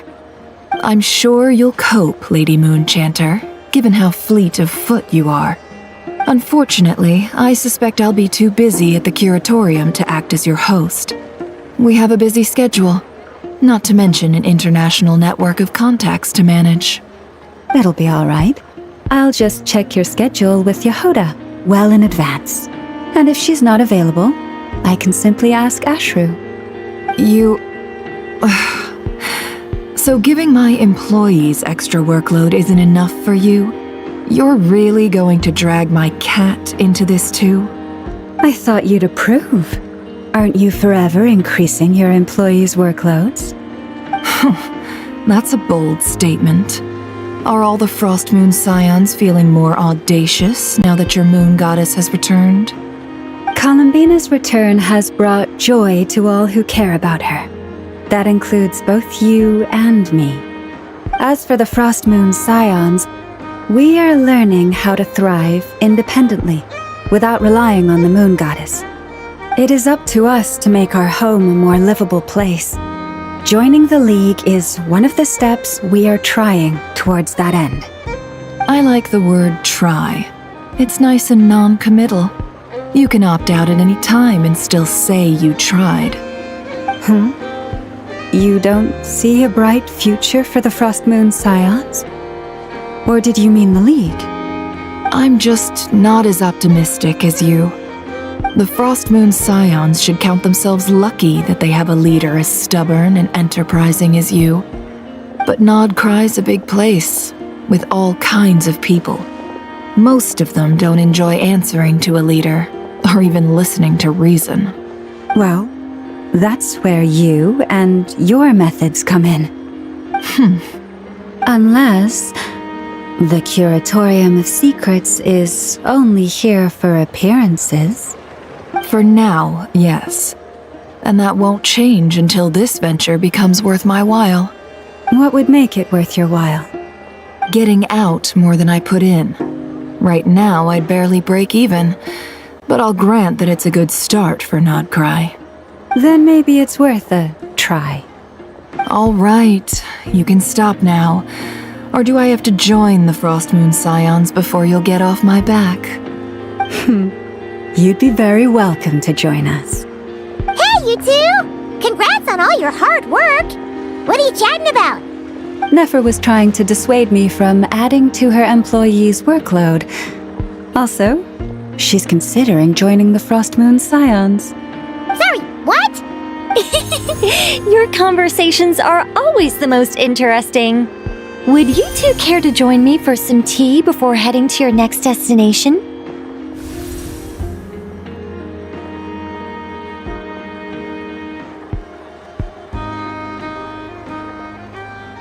Nicole? Wait, where are you? Aren't you gonna show up today? Sadly not. I'm otherwise occupied right now. I'm sorry, Paimon.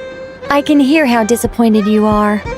If it's any consolation, let me say that how things appear on the surface is a far cry from what they are at their core.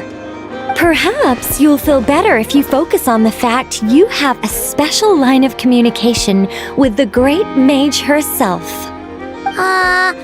Okay? Has something happened? No, or not yet, anyway. Well, that's not ominous at all. Not for the time being. Just think of this as a general check-in to make sure this communication system is still running smoothly. Besides, it's good to chat once in a while if we want to maintain our friendship. You could have just said so. Paimon got all worked up for nothing. Still, the best friendships are built through face-to-face interaction, you know. It's never gonna stop being weird having tea with you when you're not there and just talking to thin air. All right, fair point. I'll bear that in mind for next time. Yeah. Any update on that crisis at the world's borders? Alice just informed me that they had their work cut out for them. And now everyone's thoroughly exhausted. But they did finally get things back under control. Still, we can't let our guard down yet. The disruption caused by this disaster has made Teyvat easier to detect from the outside universe. She plans to wait for things to stabilize, then reschedule her Mondstadt vacation plans. As for me, I agree with Hat Guy's perspective. This is a time when many new variables are emerging, and the situation is changing constantly. Plus, most of this change is for the worse. We have to remain vigilant and ensure that the embers of chaos are not rekindled. I did notice that the energy in Nodcry changed somewhat after the War of Funerary Flame, but since it was still aligned with the Light Realm, I never gave it a second thought. It looks like I'll have to examine the connections between phenomena I observe more closely in the future. Just doing my duty. It's more or less second nature by now. Of course, to give you the full picture, I'd have to start with the substance from which angels were formed. Never mind, Paimon's right. Showing off my knowledge would be much more satisfying in person. By the way, you did receive the gifts from the Hexen Circle, yes? I'm not trying to claim credit or anything, but my pride demands that I at least mention it. They're quite similar to the protective talisman that Alice gave Dory, but with some very special enhancements. Oh! So that's what kept our friends safe when Dory trapped them. Indeed. We went to great lengths to make sure they were invisible to his eyes. I'm so happy they came in handy. Still, not fishing for gratitude, by the way.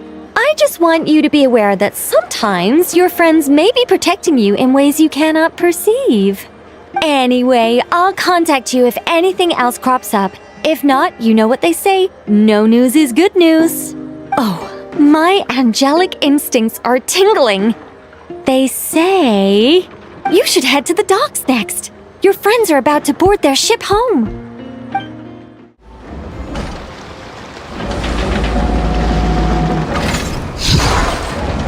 You're here.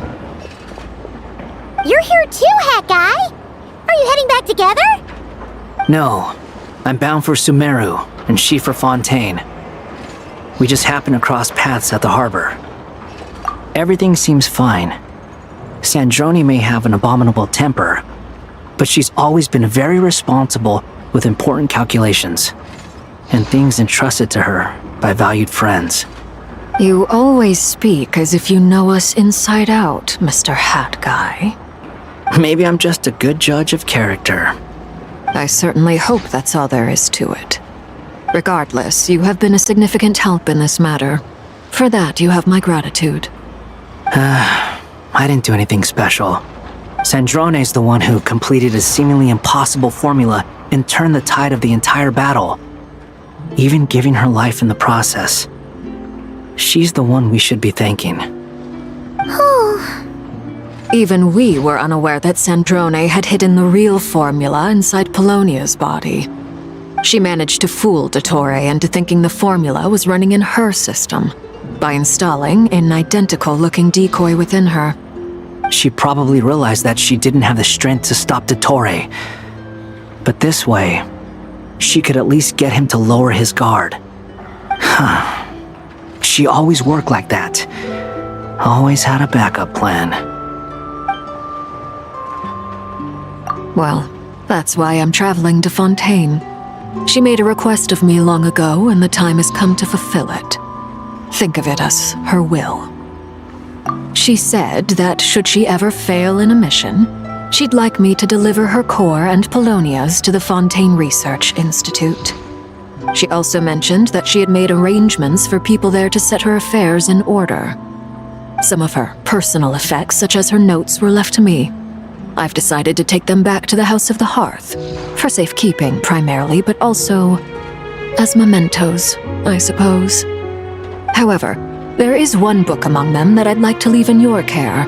I'll have someone deliver it to your residence at the flagship at a later date.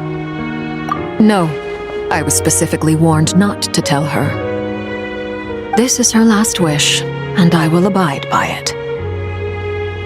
I can only hope so, but none of us here can know for certain. I bade farewell to Columbina earlier today. As promised, she turned the iridescent moon's marrow over to me. She spent a long time with Sandrone's body, saying her goodbyes. Oh, is she alright? Sandrone's passing has left a great wound in all of our hearts. It will take time to heal, but Columbina surprised me.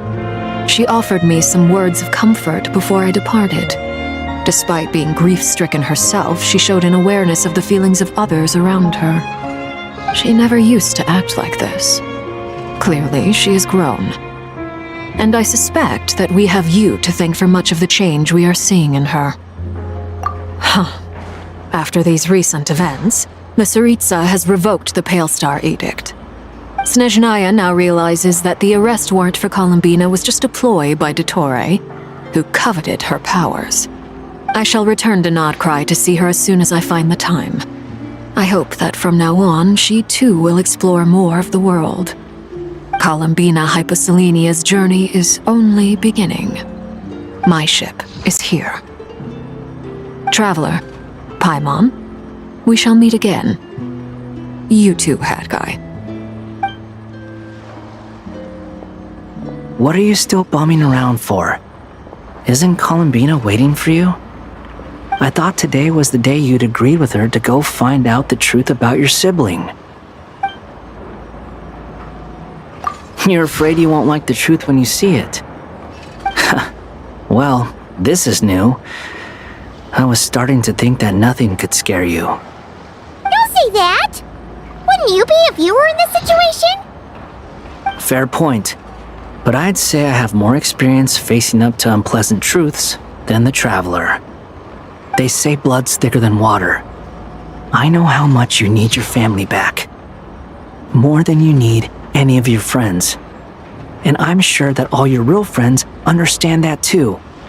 No matter what the truth turns out to be, they will stick by you and support you, whatever decision you make. Finding the truth is important. But more important still is what you choose to do once you've found it.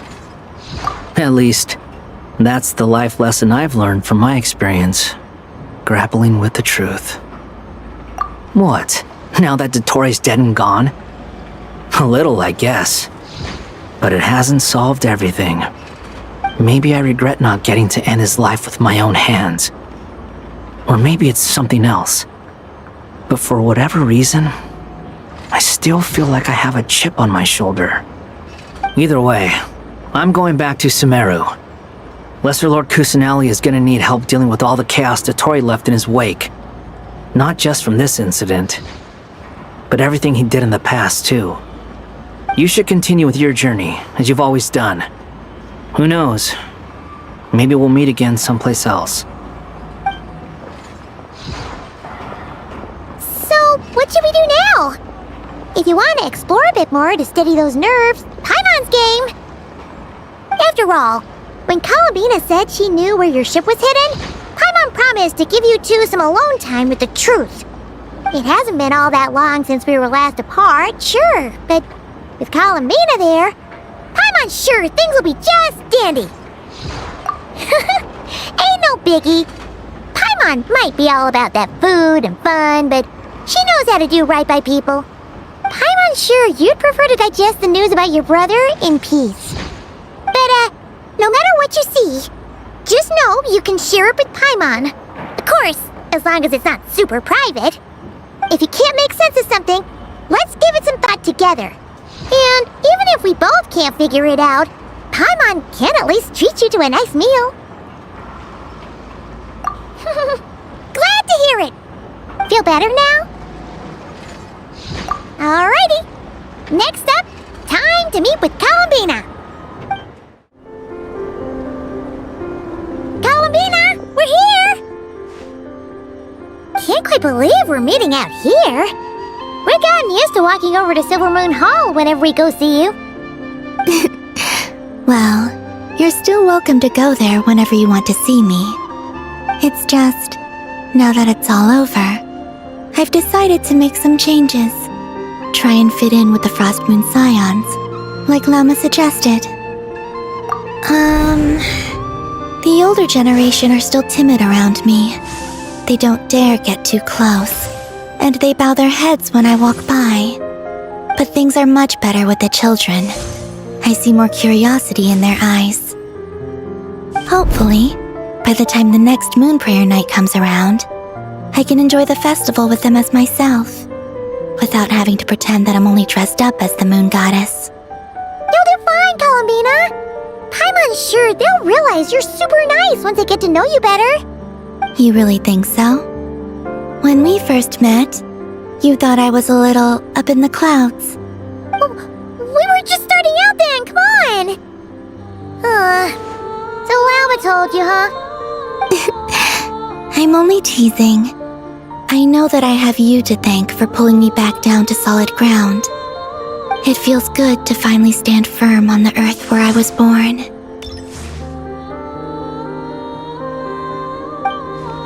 Oh, that's great!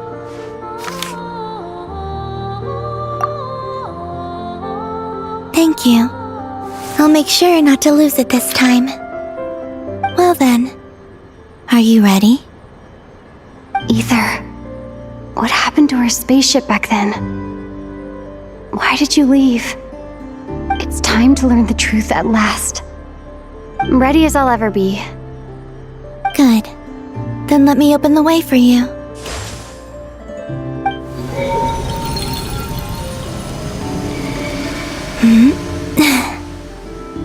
Where does this lead? To our shared destination. Huh? Do you remember me telling you about my missing prologue back when we just met? I said that my story began on the moon.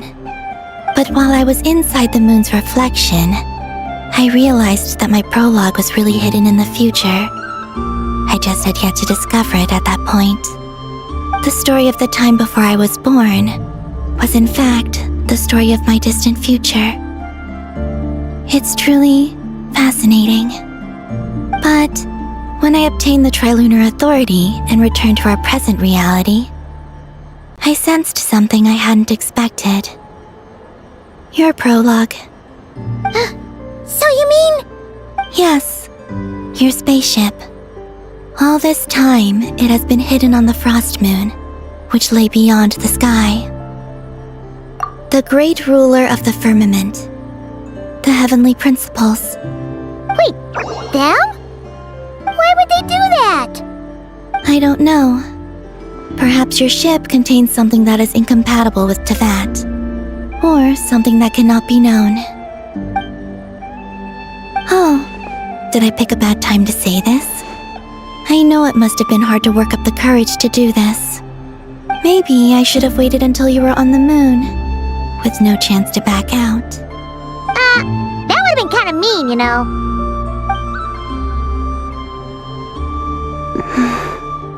Take me there. Oh? Whatever is hiding in that ship, it belongs to me and Ether. Those memories belong to us. No one else has the right to decide whether I should or shouldn't know about it. Not even the heavenly principles. Very well. Then let's go. You two take care, alright? And don't forget to come back soon! Rest assured, Paimon. We will. Traveler, after you. Thinking about the story that we'll find hidden on the moon? Yes. And hoping that it has a happy ending. Stories like that don't exist, you know? You don't believe in happy endings? I don't believe in endings. Where am I? This is the pathway I built between Teyvat and the Frost Moon. The moon is very far away from us, so it could be a long journey.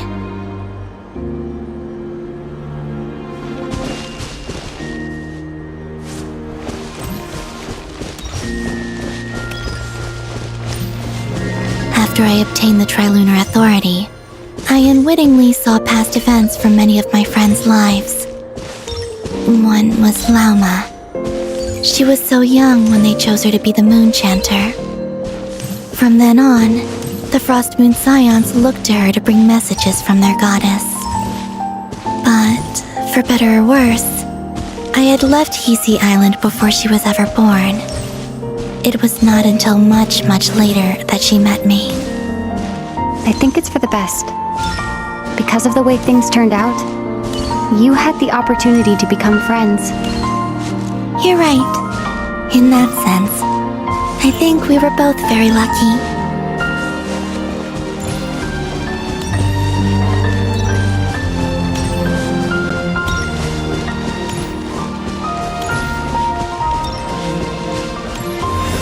Oh, and about that mage, Nicole. I only recently learned that she has lived in Teyvat since the time of the Three Moon Sisters. The Moon Goddesses always had a good relationship with the angels. I suppose our friendship continues that tradition.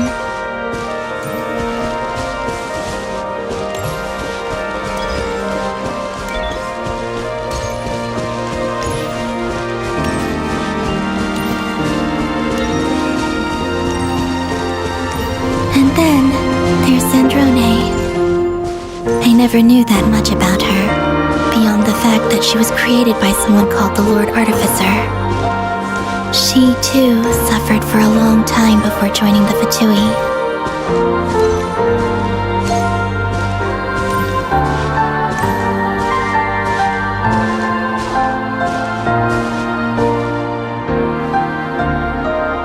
How I wish I could talk to her again, even if only to hear her say nasty things to me.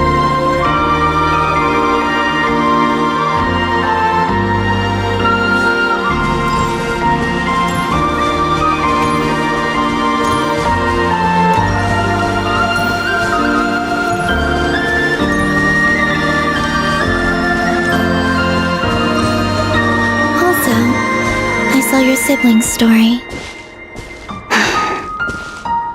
I'm afraid I didn't see much. It seems that he rarely came to the surface where the moonlight shines. But I did notice that back when you first set out on your journey, he would often appear nearby, gazing at you from afar with a guilty look in his eyes. Ether. Let us speak no more of the past. I probably shouldn't reveal so much about my friends. It's not my place. Let the moonlight carry us forth. We are very close now.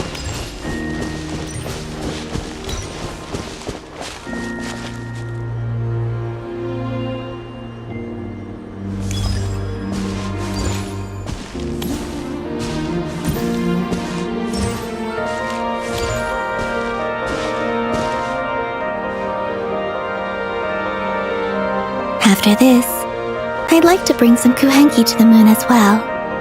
If they're willing, of course. What about your other friends? Will you bring them to visit too? Certainly.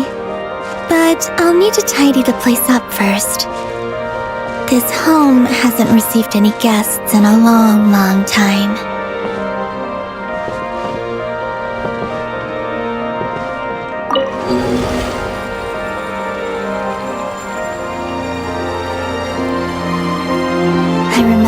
Something similar with you on Moon Prayer Night. I believe it was called... Dodoko's Whirligig. Yes, that was it. You asked me if I was afraid to return to the moon, and I said that I was. The idea that I had gained something precious, only to lose it so quickly. That frightened me. But I'm not afraid anymore. Besides, this time, we're traveling together.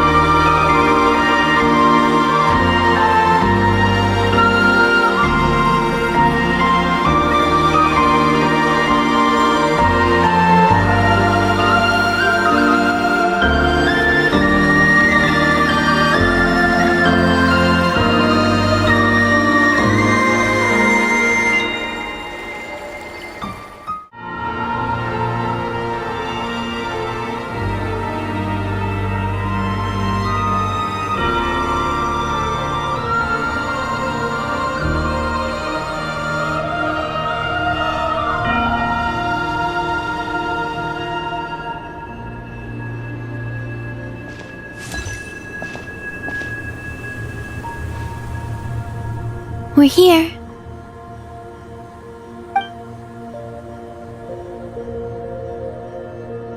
Over there.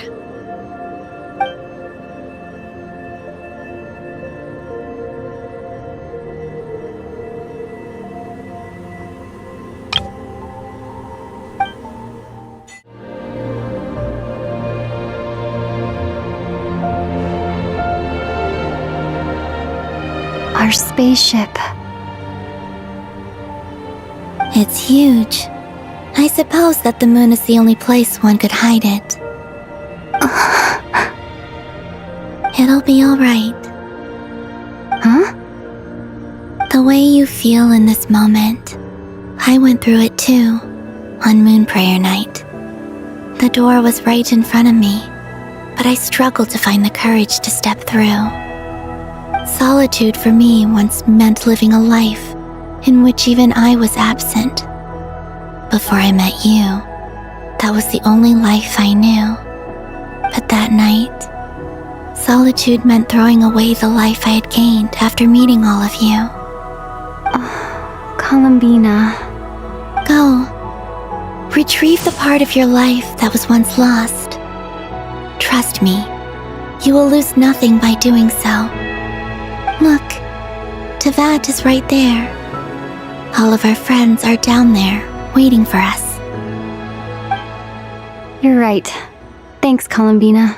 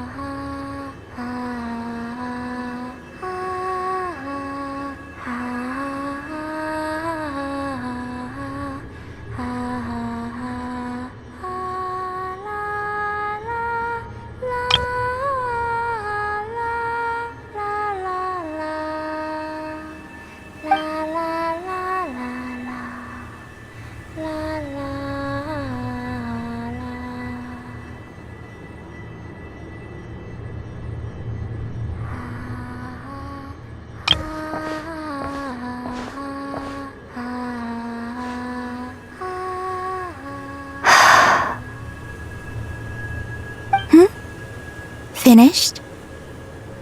Yeah. Why did you take your eye mask off?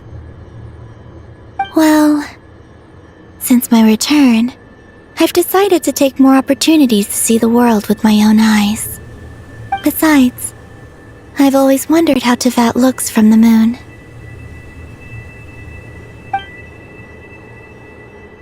And what do you think? It's beautiful. I could spend a whole day here just gazing at it. What about you? What do you think of the truth you found?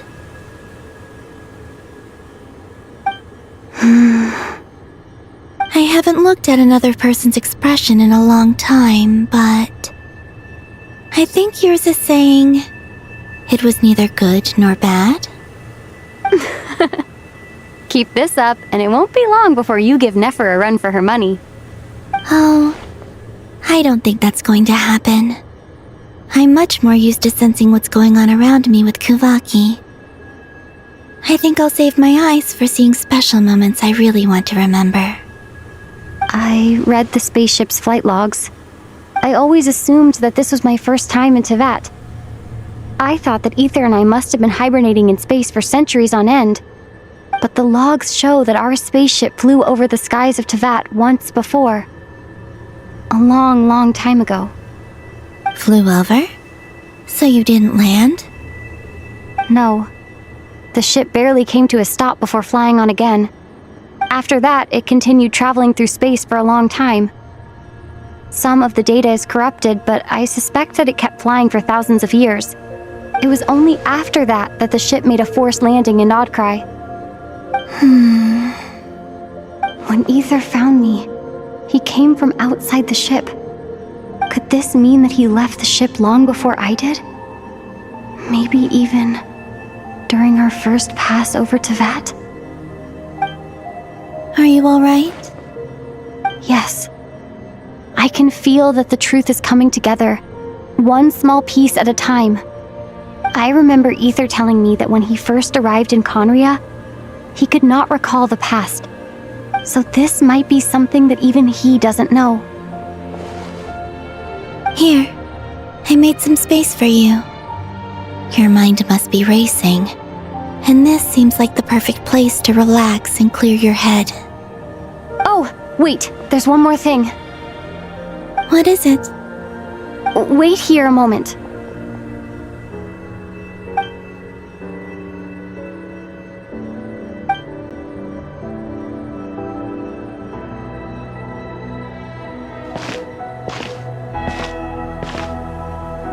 Hey, Columbina.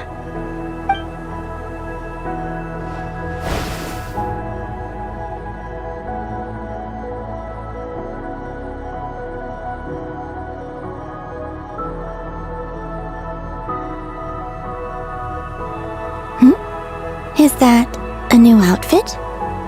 An old one, technically. It's been in a cabinet inside the ship this whole time. It's a matching pair with Ether's. He always liked this set more. Huh. I don't think there's a huge difference. Really? Yes. It's still the same you. You're the same person, no matter what clothes you wear. Only Columbina would make an observation like that. Traveler, do you consider Teyvat your home? Home is wherever Ether is. But then, after all the time I've spent here and everything I've been through, yes, I'd say it's my home. Would you change your answer if Teyvat changed appearance? I mean, if the truth about Teyvat turned out to be different than what you thought.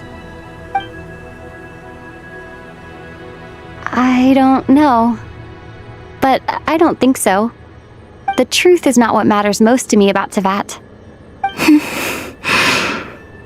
When I was first born, I longed for a home.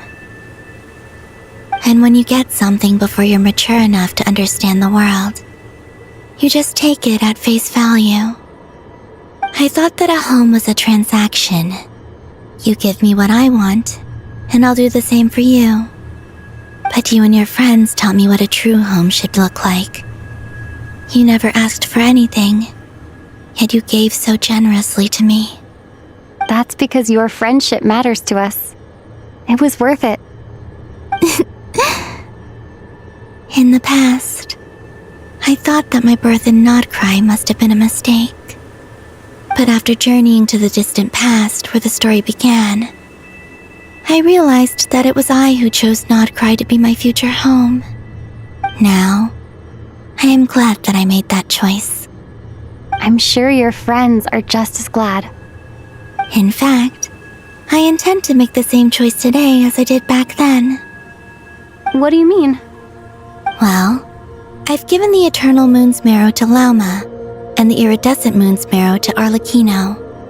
And now, I shall return my Kuvagi to Nodcry again, that it may continue to protect my chosen home. Wait, but what about your body? Oh, are you worried that I'll disappear again? I won't. Not this time. The Frost Moon has now entered the fall sky, and I am the Trilune Goddess. I am only returning to Nodcry the part of me that it needs. I am giving what I can, because my home is worth it. Oh, and I have something for you, too. For me? Yes. Come closer.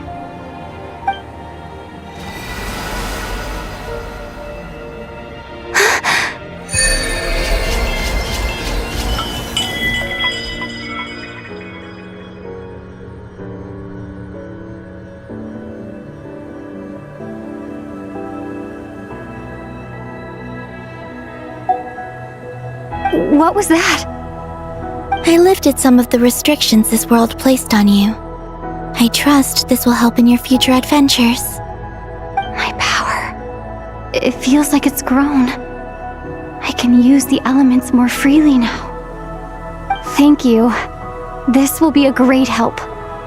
You're welcome. I see you as family, and after everything you've done for me, In fact, no. It's not because I owe you. It's because you're worth it. Here, this flower is for you.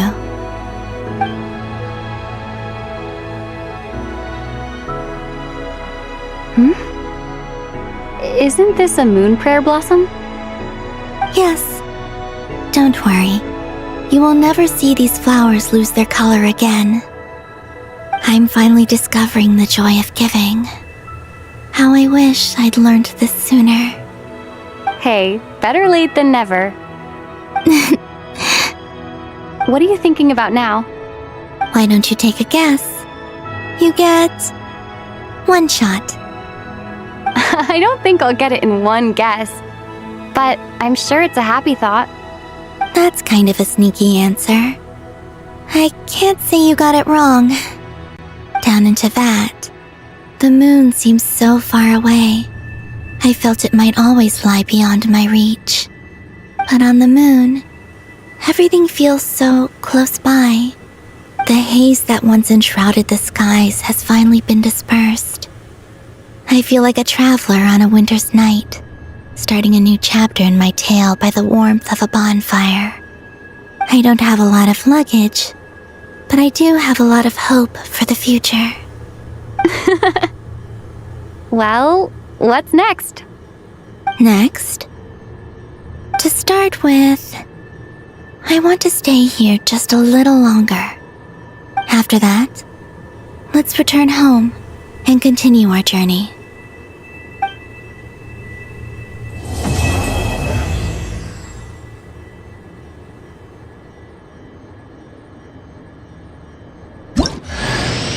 These clothes bring back so many memories. The journey goes on, for you and for me. Like I said, this is not the end. I don't believe there has to be an ending. Oh, is that your next destination? Most people would probably tell you to pack some warm clothes. But I experience things differently than most people, so I can't know how cold it is. In fact, it is home to quite a wondrous heat source.